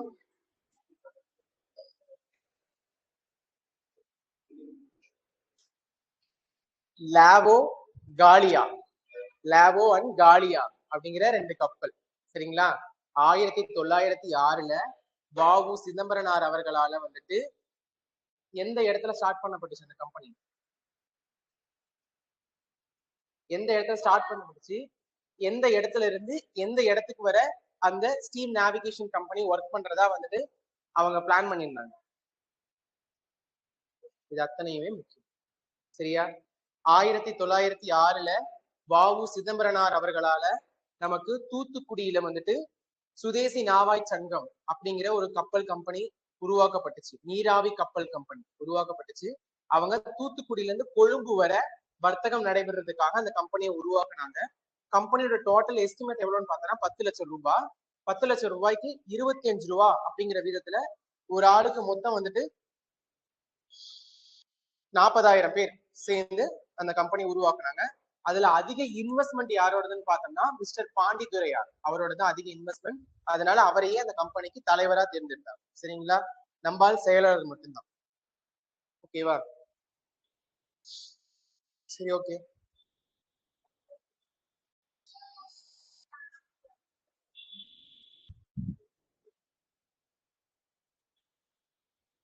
சரி, ஓகே. இந்த பேக்வர்ட் கிளாஸஸ்க்கு நம்ம வந்துட்டு இடஒதுக்கீடு கொடுக்கலாம் அப்படின்னு சொல்லி ஒரு சில ஆர்குமெண்ட்ஸ்லாம் முதல்ல வந்துச்சு. எடுத்த உடனே கொடுக்க கிடையாது பேக்வர்ட் கிளாஸஸ்க்கு. சரிங்களா? ஓகே, கொடுக்கலாமா வேணாமா அப்படிங்கிற அந்த டிஸ்கஷன்ஸ் வரும்பொழுது ஆர்டிகல் 340 பேஸ் பண்ணி, சரிங்களா, ஆர்டிகல் 340 பேஸ் பண்ணி நமக்கு பேக்வர்ட் கிளாஸ் கமிஷனை வந்துட்டு முதல்ல யாரோட தலைமையில உருவாக்குறாங்கன்னு பார்த்தோம்னா காகா கலேல்கர் அப்படிங்கிற தலைமையில 1953ல உருவாக்கப்பட்டுச்சு. சோ இவரை யார் நியமனம் பண்ணிருப்பாங்க? காகா கலேல்கரை பேக்வர்ட் கிளாஸ் கமிஷனுடைய ஃபர்ஸ்ட் மெம்பர் ஹெட்டா வந்து யார் அப்பாயின்மெண்ட் பண்ணிருக்க வாய்ப்பு இருக்கு? இந்திரா காந்தி. வேற? நேரு. வேற? அம்பேத்கர். வேற?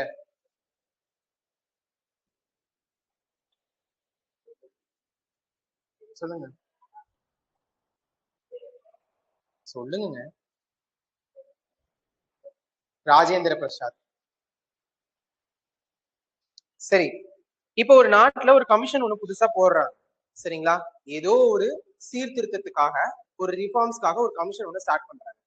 ஒரு நியூ கமிஷன் ஒண்ணு ஸ்டார்ட் பண்ணி அவங்கள வந்து ஹெட்டா அப்பாயிண்ட் பண்ணணும்னா அந்த பவர் யார்கிட்ட இருக்கு? குடியரசுத் தலைவர்.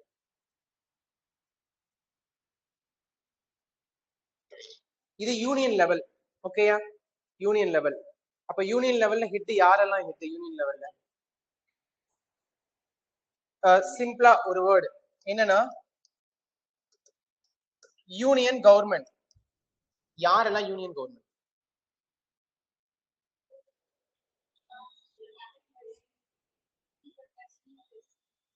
பிரசிடென்ட் ஒரு வார்த்தை கேட்டுச்சு. அடுத்து பிரைம் மினிஸ்டர். சரி, பிரைம் மினிஸ்டர் இன்னொரு வார்த்தை. வேற? பார்லிமெண்ட் 3 வேற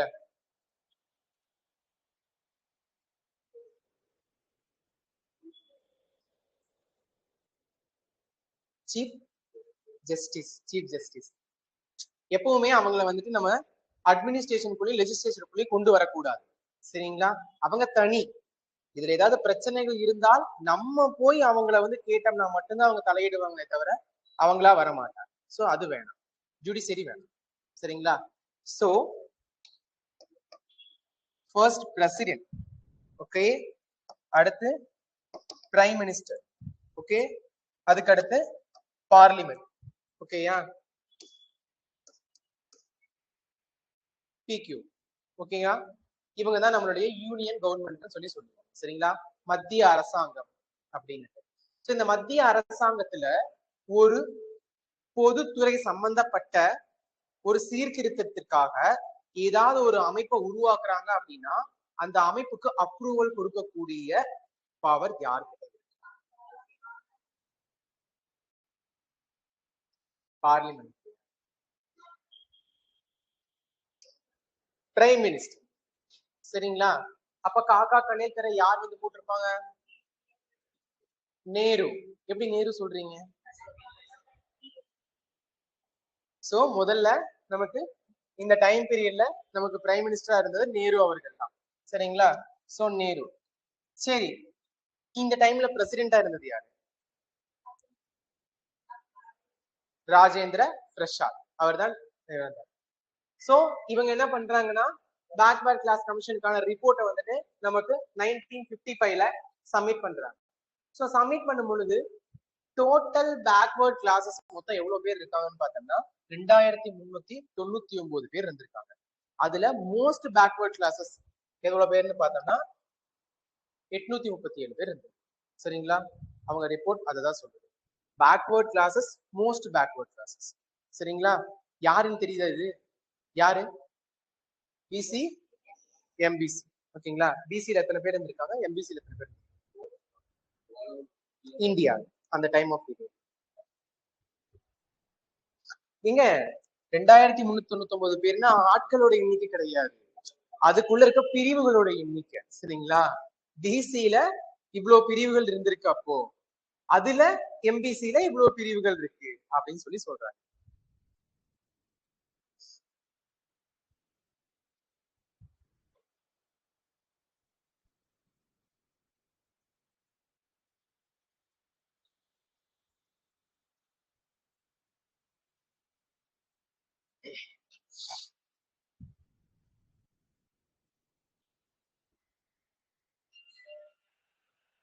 ஓகே சோ நமக்கு சுப்ரீம் கோர்ட் ஒண்ணு சொல்லுது என்ன சொல்லுதுன்னு பார்த்தோம்னா 1963ல ரிசர்வேஷன் சரிங்களா அப்படிங்கிறது பார்த்தோம் அப்படின்னா எப்பவுமே 50% மேல போயிருச்சுன்னா அது வந்து அன்கான்ஸ்டிடியூஷனல் சரிங்களா சட்டத்துக்கு மீறினது அரசியலமைப்புக்கு எதிரானது சோ நீங்க அப்படி பண்ணக்கூடாது இதா இருந்தாலும் 50%க்குள்ளதான் வச்சுக்கணும்னு சொல்றாங்க சோ அதனோட அடிப்படையில நமக்கு ரிட்டர்ன் பார்த்தோம்னா மண்டல் கமிஷன் அப்படின்னு சொல்லி second backward class commission 1979ல உருவாக்கப்படுது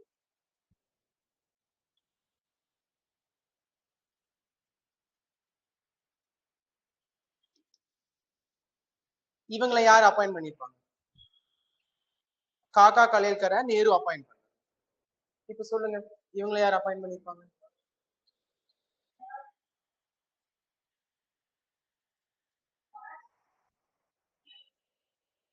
Morarji Desai இந்த டைம் பீரியட்ல மொராஜி தேசாய் வந்துட்டு இவங்கள அப்ளை பண்றாங்க இப்ப என்ன பண்றீங்க இந்த இடத்துல அவருடைய ரூலிங் பீரியட் எழுதுறீங்க எத்தனாவது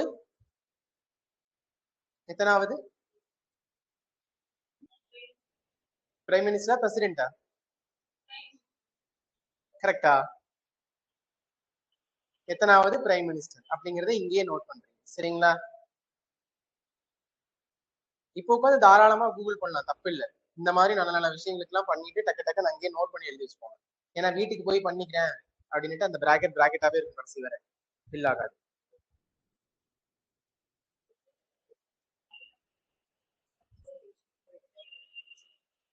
69. இல்ல அது கொஞ்ச நாள் வரும், பின்னாடி வரும் சொல்றேன். சோ இவங்க ரிப்போர்ட் என்ன பண்றாங்கன்னு பார்த்தோம்னா 1980ல சப்மிட் பண்றாங்க. சோ ஓகே, இவங்க ரிப்போர்ட்டை சப்மிட் பண்ணும் பொழுது என்ன பண்றாங்கன்னு பார்த்தோம்னா மண்டல் கமிஷன் வந்துட்டு ஒரு ரெக்கமெண்டேஷன் வைக்கிறாங்க. என்ன ரெக்கமெண்டேஷன் பாக்குறப்போ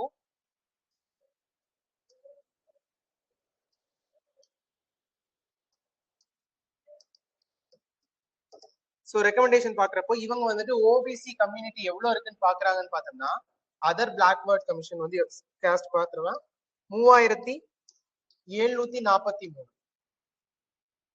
அப்போ இந்தியாவில கிட்டத்தட்ட பார்த்தோம்னா கம்யூனிட்டி பேஸ்ல இவங்க வந்துட்டு 52% இருக்கிறாங்க. கம்யூனிட்டி பேஸ்ல மோஸ்ட் பேக்வர்ட் கிளாஸஸ் வந்துட்டு 52% இருக்கிறாங்க அப்படின்னு சொல்லி சொல்றாங்க. சோ நமக்கு 52% வந்துட்டு நம்ம அப்படியே ரிசர்வேஷன் கொடுக்க முடியுமான்னு கேட்டா நமக்கு சுப்ரீம் கோர்ட் ஆல்ரெடி சொல்லிருச்சு 50க்கு மேல போகக்கூடாதுன்னு.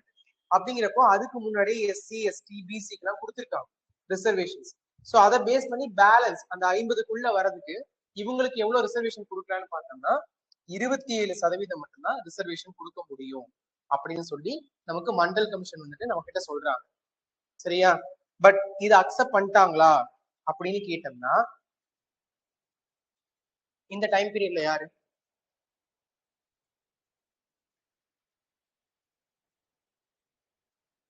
இந்த டைம் பீரியட்ல யாரு prime minister? Indira Gandhi. So Indira Gandhi அவர்கள் வந்துட்டு நமக்கு என்ன பண்றாங்கன்னா இத அக்செப்ட் பண்ணிக்கல. சரியா? விட்டுறாங்க. சோ அதுக்கு அடுத்து வேற யார் அக்செப்ட் பண்றாங்கன்னு பார்த்தோம்னா 1990ல விபி சிங் அவர்கள் தான் வந்துட்டு இதை அக்செப்ட் பண்றாங்க. சோ இப்போ என்ன பண்ணுவீங்கன்னா இந்திரா காந்திக்கும் விபி சிங்க்கு நடுவுல யாராவது வந்திருக்காங்களா? ராஜீவ் காந்தி வந்திருக்காங்களா? அப்போ அவங்க ரூலிங் பீரியட் என்ன? சரியா? இவங்க ரூலிங் பீரியட் என்ன? யார் எத்தனாவது? இப்படி பார்த்தாலே கிட்டத்தட்ட எத்தனை பேரை மனப்பாடம் பண்றீங்க இந்த இடத்துல? ஃபர்ஸ்ட் யாரு? நேரு, காக்கா கலைகள்ல நேரு. அடுத்து மண்டல்ல மொராஜி தேசாய். மொராஜி தேசாய் முடிச்சதுக்கு அப்புறம் மண்டலோடைய ரிப்போர்ட் அக்செப்ட் பண்ணிக்காத யாரு? இந்திரா காந்தி அக்செப்ட் பண்ணிக்கல. அதுக்கு அடுத்து அக்செப்ட் பண்ணது யாரு? விபி சிங் அக்செப்ட் பண்ணிட்டாங்க. இதுக்கு நடுவில் நமக்கு ராஜீவ் காந்தி வர்றாங்க. சோ கிட்டத்தட்ட ஒரு 5 பிரைம் மினிஸ்டர் பத்தி இங்கே பாத்துட்டீங்களா? கவனம்.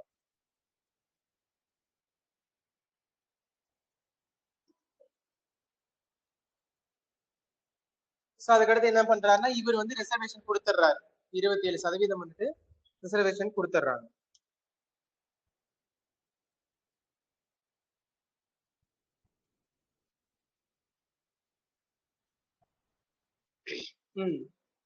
அதுக்கு அடுத்து உடனே வராரு பாருங்க இன்னொரு ஆள். 1991ல நரசிம்மராவ் கமிட்டி. சரிங்களா? இவங்க வராங்க. சரி, கமிட்டி கிடையாது, கவர்மெண்ட். நரசிம்மராவ் கவர்மெண்ட். சரிங்களா? இவர் வந்து என்ன பண்றாருன்னா இதெல்லாம் ஒரு 2 சேஞ்சஸ் மட்டும் கொண்டு வர்றாரு. என்ன சேஞ்சஸ் அப்படின்னு பார்த்தோம்னா எக்கனாமிக் கிரைட்டீரியா இன் கிராண்டிங் ரிசர்வேஷன்ஸ், அதாவது அவங்களுடைய பொருளாதாரத்தோட அடிப்படையில தயவு செஞ்சு அவங்களை பிரிங்க. 27% நீங்க வந்து டைரக்டா ஓபிசிக்கு கொடுக்குறீங்க அப்படின்னு பார்த்தோம்னா அந்த ஓபிசியில் இருக்கக்கூடிய மக்களுடைய பொருளாதார கணக்கை என்னன்னு பாருங்க. பார்த்துட்டு அவங்களுக்கு ரிசர்வேஷன் வேணுமா வேணாமா டிசைட் பண்ணுங்க. அதுக்கடுத்து reservation of another 10% of job for economically weaker section of higher classes. சரிங்களா? அதாவது எக்கனாமிக்கலி வீக்கர் செக்ஷன் சொல்லிட்டு நீங்க வந்து ஓபிசியில மட்டும் பார்க்காதீங்க. சரிங்களா? அதர் செக்ஷன்ஸ்லயும் இருக்காங்க. இப்ப நீங்க பிசி எல்லாம் வந்து ஹையர் கிளாஸஸ் சொல்லி சொல்றீங்க அப்படின்னா அதுலயுமே நமக்கு எக்கனாமிக்கலி வீக்கர் செக்ஷன்ஸ் இருப்பாங்க. ஓகேங்களா? இப்போ ஒரு காமனா சொல்ற, யாரையும் டினோட் பண்ணி சொல்ல கிடையாது. இப்போ நம்மளுடைய எக்ஸாமினேஷன்ஸோடைய ரூல்ஸ் அண்ட் ரெகுலேஷன்ஸ்ல ஒரு பிசி கம்யூனிட்டியில கஷ்டப்பட்டு படிச்சு தோத்தவங்களும் இருக்காங்க. எஸ்சியில ஜஸ்ட் வாட் இஸ் வாட் பண்ணி ரிசர்வேஷன்ல முன்னாடி போனவங்களும் இருக்காங்க. ஓகேங்களா? இது என்னுடைய சுய அனுபவமே கூட. எனக்கும் ஒருத்தருக்கும் 40 கேள்விகள் வித்தியாசத்துல அவங்க உள்ள இருக்காங்க. அதே 40 கேள்விகள் லீடிங்ல இருந்தும் நாங்க பின்னாடி. ஸோ அதோட வேல்யூ எந்த மாதிரி இருக்குன்னு பாருங்க. சரிங்களா? ஒரு கேள்வியோட வேல்யூ கிட்டத்தட்ட 2000 பேரை தாண்டி வருது. கிட்டத்தட்ட இந்த 40 கேள்விகள்ல பாக்குறப்போ ஓவராலா ஒரு கணக்கு போட்டு பார்த்தோம்னா 25,000 ரேங்க் முன்ன பின்ன இருக்கு. கிட்ட அந்த டைம் ஆஃப் பீரியட்ல, அந்த ரிசல்ட் ஆஃப் பீரியட்ல 25,000 ரேங்க் 2 பேருக்கு இருக்கிற டிஃபரன்ஸ். சரிங்களா? என்னை விட 40 கேள்விகள் அவர் கம்மி, ஆனா என்னை விட 25,000 ரேங்க் முன்னாடி. அப்படிங்கிறப்போ அந்த கம்யூனிட்டி அப்படிங்கிறது அந்த இடத்துல எப்படி ரோல் பண்ணுதுன்னு பாருங்க. சரிங்களா? சோ அதனால இவர் கேட்கிறாரு, ஹையர் கிளாஸஸ்லயும் இருக்காங்க அந்த மாதிரி. சரிங்களா? Most backward, economically weaker sections, so அவங்களையும் கன்சிடர் பண்ணுங்க அப்படின்னு சொல்லி இந்த 2 சேஞ்சஸையும் நரசிம்மராவ் வைக்கிறாரு.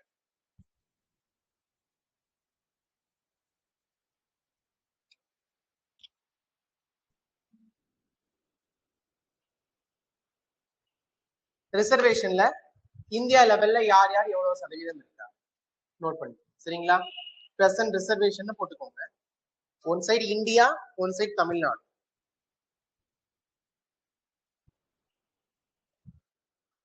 ஓகே, இந்தியால பார்த்தோம்னா எஸ்சில 15%,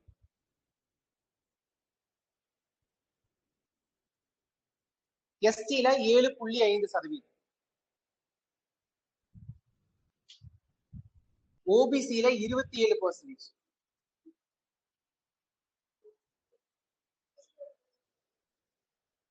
இவன் எழுதுறியா? இந்தியாலன்னு சொல்லி தானே சொன்னேன். சரி, ஓகே. இந்தியாவில எஸ்சில 15%, சரிங்களா? எஸ்டில 7.5%, ஓபிசில 27%, இடபிள்யூஎஸ் எக்கனாமிக் வீக்கர் செக்ஷன்ல பார்த்தோம்னா 10%. சரிங்களா? டோட்டலா பார்த்தோம்னா இந்தியாவில ரிசர்வேஷன்ங்கிறது 59.5% இருக்கு ஓவரால் இந்தியால. இதுவே சுப்ரீம் கோர்ட்டோட ரூலுக்கு மீறிதான் காணப்படுது. சரிங்களா? இப்ப தமிழ்நாடு பாத்தீங்க அப்படின்னா எஸ்சில 18%, 18, எஸ்டில 1%, பிசில 30%, 30%, பிசி பேக்வர்ட் கிளாஸஸ்ல 30%, எம்பிசில 20%, மோஸ்ட் பேக்வர்ட் கிளாஸஸ்ல. டோட்டலா தமிழ்நாட்டுல பார்த்தோம்னா 69% வந்துட்டு நமக்கு இடஒதுக்கீடு காணப்படும்.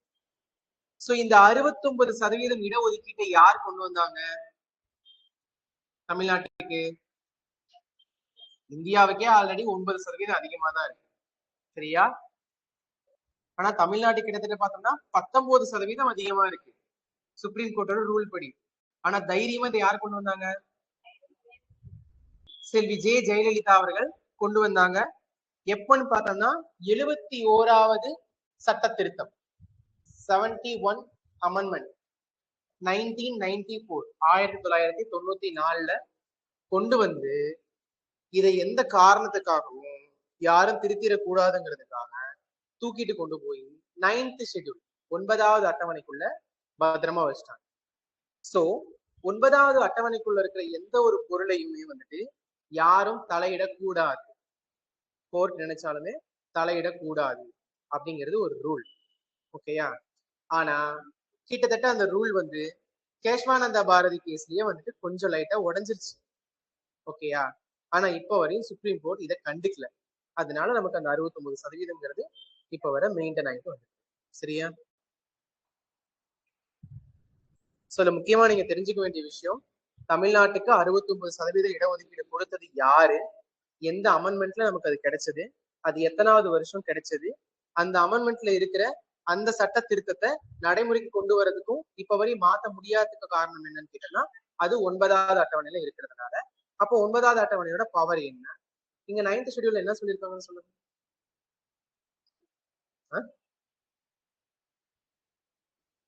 எனிஒன் 9th ஷெட்யூல்ல என்ன கொடுத்திருக்காங்க? தீம் என்ன?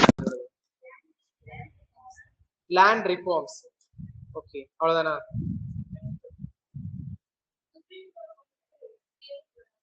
கேட்க கூடாது. சரிங்களா? சுப்ரீம் கோர்ட் வந்து அந்த லேண்ட் சம்பந்தப்பட்டதாகட்டும் இல்ல மத்த எந்த ஒரு அந்த டீமுக்குள்ள இருக்கிற எந்த ஒரு விஷயத்தையும் வந்து சுப்ரீம் கோர்ட் வந்து கை வைக்கக்கூடாது. சரிங்களா? அப்படிங்கிற ஒரு லாக் இருக்கிறதுனாலதான் அப்பவே ஜெயலலிதா அவர்கள் வந்துட்டு சட்டத்தை கொண்டு வந்து அடுத்த நிமிஷமே கொண்டு போய் அதை 9th ஷெட்யூல்குள்ள ஒழிச்சு வச்சு.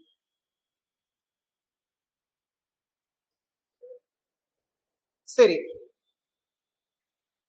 ரிசர்வேஷன் ஆஃப் 27% சொன்னாங்கல்ல, யாருக்கு? ஓபிசிக்கு. சோ கவர்மெண்ட் ஜாப்ல அந்த 27% ரிசர்வேஷன்ங்கிறது எந்தெந்த கிரைட்டீரியாவை பேஸ் பண்ணி அப்படிங்கிறத இப்ப நோட் பண்ணுங்க.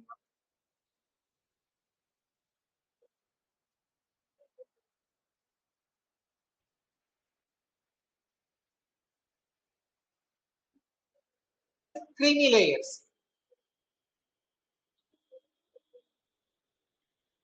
creamy layers சரிங்களா? இந்த creamy layers அதுல இருக்காங்களா இல்லையான்னு கண்டுபிடிக்கிறதுக்காக ராம்நந்தன் கமிட்டின்னு ஒரு கமிட்டி கொண்டு வந்தாங்க. சரிங்களா?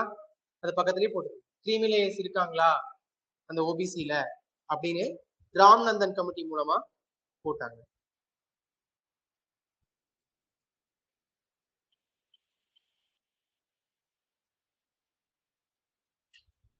நெக்ஸ்ட்,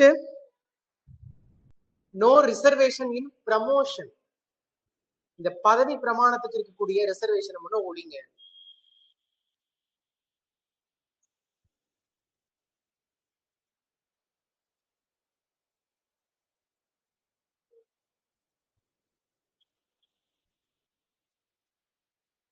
அடுத்து, டோட்டல் ரிசர்வேஷன் இஸ் நாட் 50%.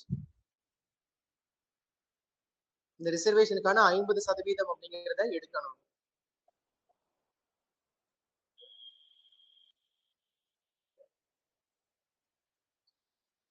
அடுத்து, கேரி ஃபார்வர்ட் ரூல் ஒன்று பார்த்திருக்கோம். Carry forward rule. சோ அதுவும் 50% இல்ல, not carry forward rule is not 50%.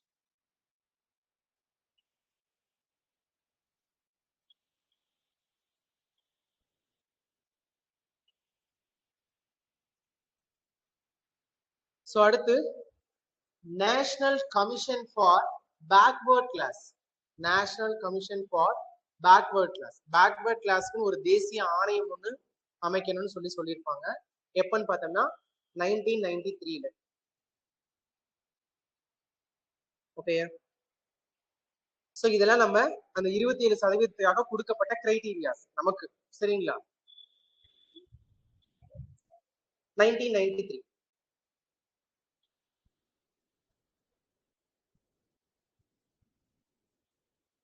Okay,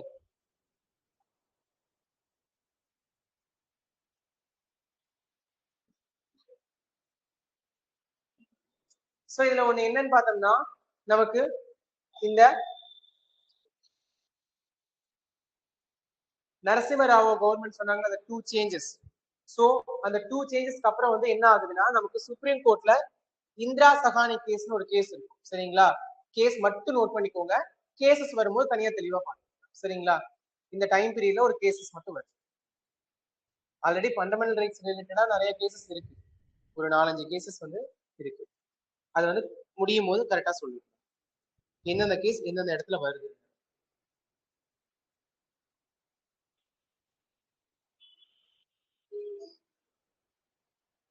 அந்த இந்திரா சகானி கேசஸ் வந்துட்டு எந்த விஷயத்த மட்டும் அப்போஸ் பண்ணாங்க மெயின்னு பார்த்தோம்னா இந்த 10% வந்து ஹையர் கிளாஸ்க்கு கொடுக்கலாம்.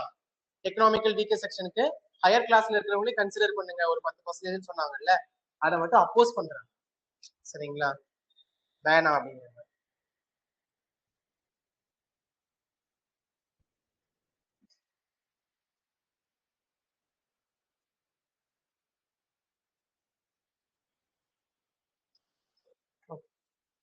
இதுல நோட் பண்ணிக்கிட்டீங்களா? பின்னாடி நீங்க அந்த இமேஜா பார்த்தது இங்க டெபினிஷனா இருக்கும். சரிங்களா?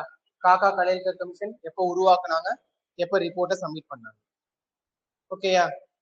அடுத்து பார்த்தோன்னா மண்டல் கமிஷன் வந்துட்டு எப்போ உருவாக்குனாங்க, ரிப்போர்ட் எப்போ சப்மிட் பண்ணாங்க, எத்தனை கேஸ்ட கொண்டு வந்தாங்க, அதுல எவ்வளவு பெர்சன்டேஜ் இருந்தது கிட்டத்தட்ட பார்த்தோம்னா அதுல எவ்வளவு கேட்டாங்க. சரிங்களா?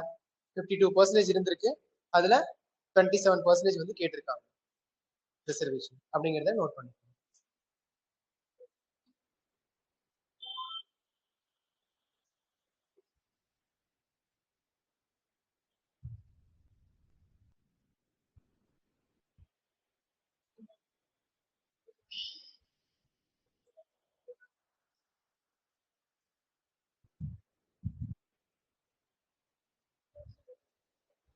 தமிழகத்தில் டேஷ் உற்பத்தியில்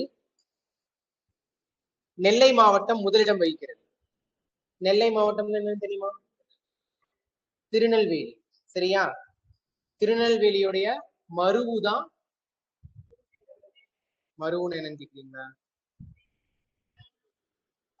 அதாவது கோயம்புத்தூர் என்னன்னு சொல்றோம், உதகமண்டலத்தை என்னன்னு சொல்றோம், ஊட்டி. அந்த மாதிரி ஒவ்வொரு ஊருக்கும் ஒரு ப்ரீவியஸ் நேம் இருக்கும். சரிங்களா? ஏன்ஷியன் நேம் ஒண்ணு இருக்கும். அந்த நேம் தான். கும்பகோணம்னா குடந்தை. கும்பகோணம்னா குடந்தை. சரிங்களா? ஆக்சுவலி ஊட்டியோட உண்மையான பேர் உதகமண்டலமா? உதகமண்டலமா?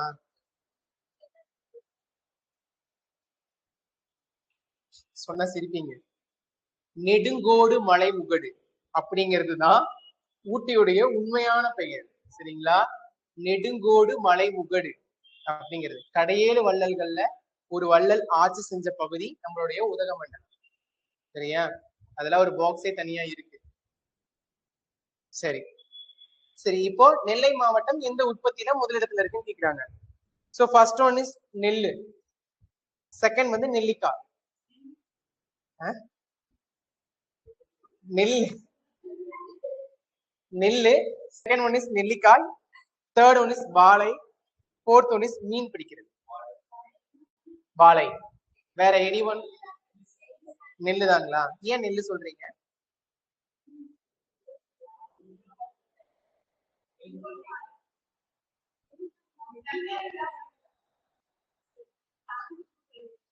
நேத்தா படிச்சீங்களா? 7th புக்லயே இருக்குது.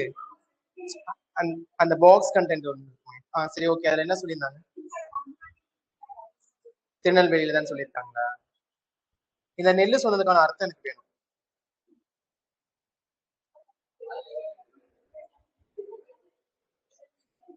ஓகே, ஆன்சர் வந்து நெல்லிக்காய் தான். சரிங்களா?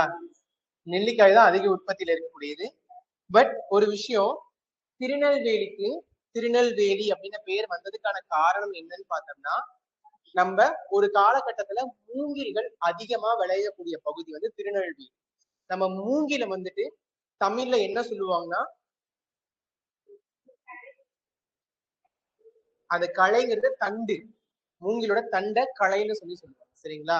சோ வேணும்னு சொல்லுவாங்க. வேணும்னா மூங்கில்னு அர்த்தம். ஓகேங்களா?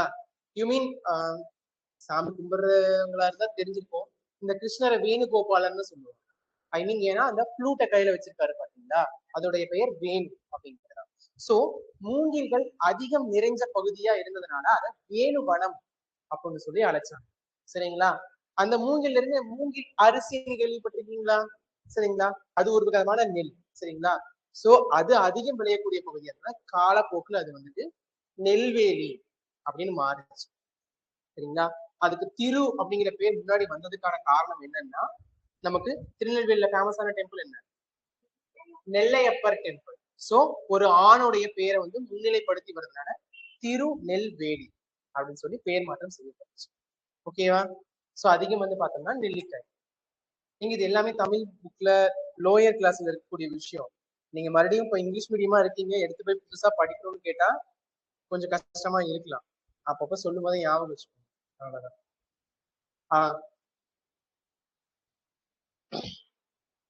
ரியாக்ட் பண்ணாம ஆன்சர் பண்ணும். எந்த ரியாக்ஷனும் வரக்கூடாது. சரியா? அங்கவை சங்கவை யாருடைய புதல்விகள்? சரி சொல்றேன் ஆப்ஷன்ஸ்.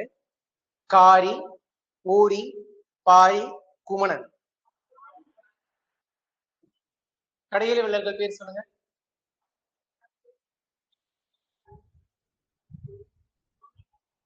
சரி ஃபர்ஸ்ட் உங்களுக்குள்ள சொல்லி பாருங்க பேர் வருதுன்னு.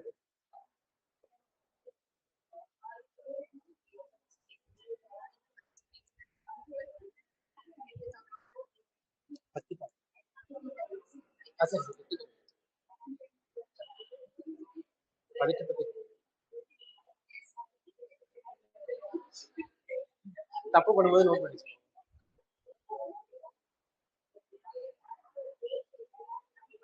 நானு உங்களுக்குள்ள சொல்லிட்டு எனக்கு சொல்லுங்கன்னு சொன்னேன். ஒரு பேர் வர மாட்டீங்களா? சரி நான் சொல்றேன், ஞாபகம் தான் பாருங்க. ப்ரொஃபஷனலான நேம் சொல்றேன், சரியா? பாரி, வல்வில் ஓரி, திருமுடிக்காரி, அதியமான், பேகன், ஆய், நல்லி. சரியா? இந்த நல்லி ஆட்சி செஞ்சுட்டு இருந்த பகுதி தான் நம்மளுடைய நெடுங்கோடு மலைமுகடு. சரிங்களா? கடையில உள்ளவர்கள் இருக்கு ஞாபகம் வந்துட்டாங்களா? இதுல நீங்க சொன்ன பாரியுடைய மகள்கள் தான் அங்கவை, சங்கவி.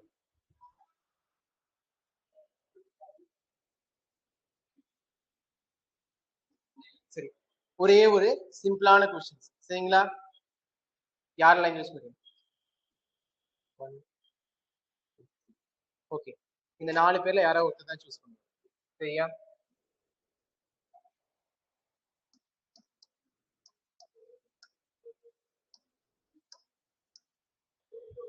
இந்த வார்த்தைய பிரிச்சு எழுதுங்க, சரியா? சரி, நீங்க சொல்லுங்க.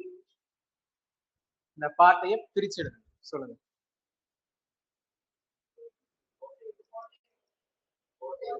கோட்டை பிளஸ் ஓவியம். ஓகே, ஒரு ஆப்ஷன். காயத்ரி மேம் நீங்க சொல்லுங்க.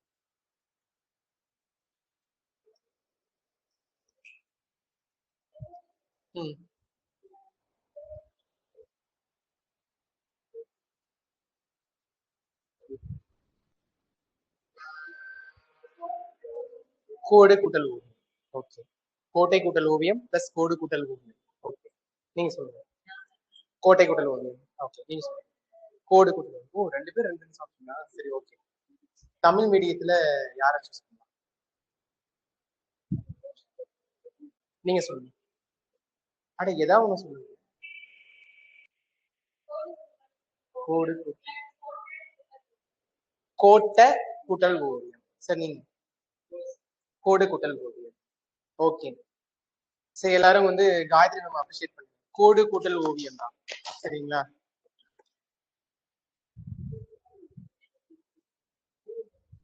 சரி, நம்ம சுற்றுலா போலாமா? இடையில கொஞ்சம் டல்லா இருக்கும் போது அப்படி நிறுத்தி நிறுத்தி ஏற்றுனாங்க, அப்படியே ஓடிடக்கூடாது. ஸோ நம்ம அடுத்து பார்த்தோம்னா 1990ல விபி சிங் கவர்மெண்ட் வந்தாங்களா? ஸோ அவங்க மூலியமா தான் நமக்கு 27% அப்படிங்கிறது நமக்கு இடஒதுக்கீடு வழங்கப்பட்டுச்சு. ரொம்ப முக்கியம், நமக்கு யார் மூலமா அந்த 27% வழங்கப்பட்டுச்சு? ஓபிசிக்கு 27% யார் மூலமா வழங்கப்பட்டுச்சுன்னா நம்மளுடைய விபி சிங் கமிட்டி மூலமா வழங்கப்பட்டுச்சு. அதுக்கப்புறம் அதுல சேஞ்சஸ் யார் கொண்டு வந்தாங்கன்னு பார்த்தோம்னா 1991ல நரசிம்மராவ் அரசு வந்துட்டு இதை கொண்டு வந்தாங்க, சரியா?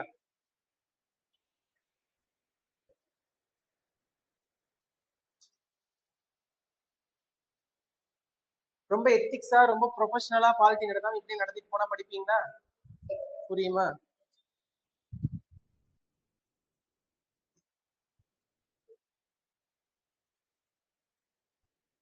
நோட் பண்ணியாச்சா? போதுமா? ஓகே, சோ அந்த 2 மாற்றங்கள் என்ன? தமிழ் மீடியம் தெரியலன்னா நோட் பண்ணுங்க டக்குன்னு, இல்ல நோட் பண்ணிட்டா ஓகே.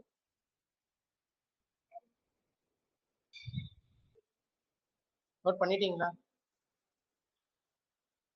ஓகே, சோ மண்டல் கேசஸ்க்காக 1990ல தீர்ப்பு உயர் நீதிமன்றம், சரி, உச்ச நீதிமன்றம்.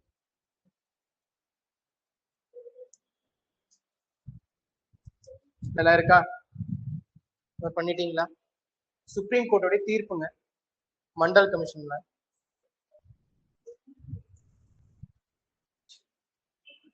So higher classes economical core செக்ஷன்ல இருக்கக்கூடிய 10% ஆஃப் அந்த இடஒதுக்கீடை கேன்சல் பண்றாங்க சுப்ரீம் கோர்ட். பேனா தர முடியாது. அதே மாதிரி 50% மேல தர முடியாதுன்ட்டாங்க, சரியா? நம்ம கேட்டோமா அந்த 27% இருப்போம், 50% மேல இருக்குங்கிறப்போ இருக்க கூடாதுன்ட்டாங்க. அதனாலதான் நமக்கு 27% கொடுத்தது. இல்லைன்னா நமக்கு இன்னும் அந்த ஓபிசில பெர்சன்டேஜ் ரைஸ் ஆயிருக்கும். ஓகேயா? அதுக்கு அடுத்து கேரி ஃபார்வர்ட் ரூல் கொண்டு போனாங்க. ஆனா அதுவுமே என்ன ஆகும்னா 50% மேல தரமாட்டோம் அப்படின்ட்டாங்க, சரிங்களா? அதுக்கடுத்து ஓபிசில கிரீமி லேயர்ஸை கன்சிடர் பண்ணாங்க, சரிங்களா? கிரீமி லேயர்ஸை கன்சிடர் பண்ணி தான் அவங்கள ஒமிட் பண்ணிட்டு மற்றவங்களுக்கு ரிசர்வேஷன். அதே மாதிரி பார்த்தோம்னா ப்ரொமோஷன்ல ரிசர்வேஷன் கிடையாது அப்படின்னு சொல்லிட்டாங்க. ஸோ அதுக்கடுத்து பார்த்தோம்னா சாச்சுரடி பாடி ஒன்னு ஏற்படுத்தணும், ஓகேங்களா? சொன்ன முன்ன national commission for backward classes. So அந்த மாதிரி ஒரு சட்டப்பூர்வமான அமைப்பை வந்துட்டு ஏற்படுத்தணும்னு சுப்ரீம் கோர்ட் தீர்ப்பு கொடுத்தது 1992ல.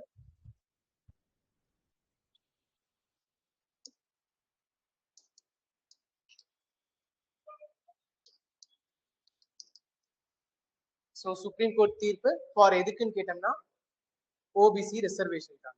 தெளிவா எழுதிக்கோங்க, உங்களுக்கு எப்படி புரியுமோ அப்படி எழுதிக்கோங்க, தங்கிலீஷா இருந்தாலும் பரவாயில்ல.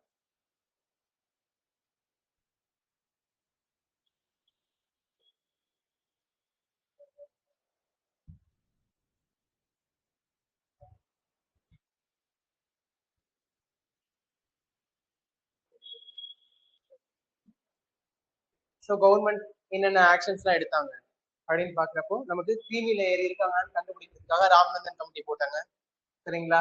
அதுக்கடுத்து நமக்கு national commission for backward classes 1993ல போட சொன்னாங்க. அது எந்த ஆக்ட் படி பார்த்தோம்னா 102 அமெண்ட்மெண்ட் ஆக்ட், சரிங்களா. அதை பேஸ் பண்ணி 2018ல கொண்டு வந்த ஒரு விஷயம். ஸோ இதுக்கான ஆர்டிகல் பார்த்தோம்னா 338B, ஓகேங்களா. ஸோ கான்ஸ்டியூஷனல் ஸ்டேட்டஸ் கொடுத்தாங்க.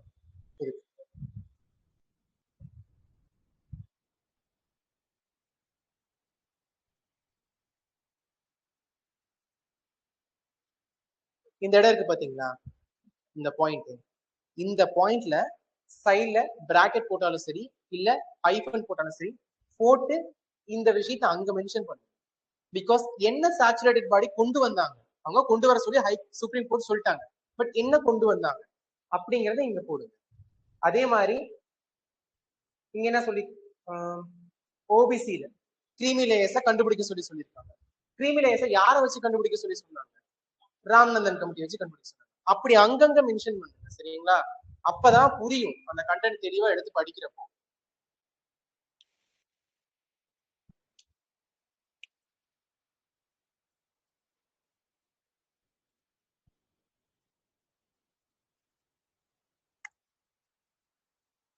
ப்ரமோஷன், ஸோ அதை வந்துட்டு நமக்கு எந்த இதில் கொண்டு வந்தாங்கன்னு பார்த்தோம்னா 77th அமெண்ட்மெண்ட் ஆக்ட் 1995. அடுத்து மீதமுள்ள காலி இடங்கள், சரிங்களா, எப்போ வந்து இது பண்ணாங்க எடுத்தாங்கன்னு பார்த்தோம்னா 81st அமெண்ட்மெண்ட்ல 2000ல அதை வந்து கேன்சல் பண்ணிடுறாங்க. இப்போ நமக்கு வந்து அது என்னது கேரி ஃபார்வர்ட் இருக்குல்ல, அதுல என்ன பண்ணுவாங்க, பேலன்ஸ் இருக்கிறத அடுத்தடுத்த வருஷத்துக்கு தூக்கிட்டு போயிட்டே இருக்காங்கல்ல, அது வந்து 50% மேல போகக்கூடாதுன்னு சொல்லிட்டாங்கல்ல. அப்போ அந்த பேலன்ஸ் இருக்கிறதுலாம் நம்ம இந்த அமெண்ட்மெண்ட் மூலமா இது பண்ணிடலாம், சரிங்களா.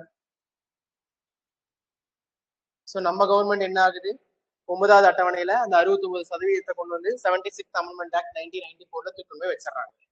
இது வந்து ஜெயலலிதா பீரியட்ல.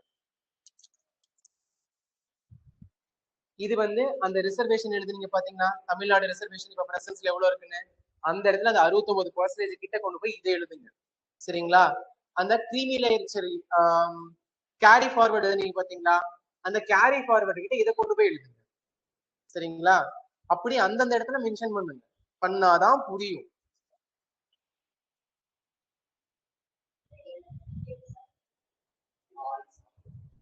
அது இல்லைங்களா, கேரி ஃபார்வர்டுங்களா,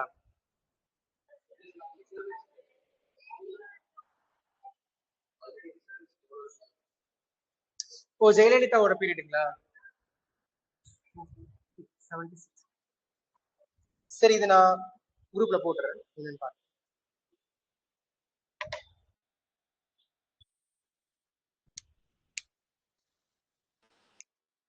மீதில அந்தந்த இடத்துல கொண்டு போய் எழுதி வச்சுக்கோங்க, இல்ல ஜஸ்ட் உள்ள பென்சில்ல நோட் பண்ணி எழுதி வச்சுக்கோங்க இதெல்லாம் கொண்டு போய்.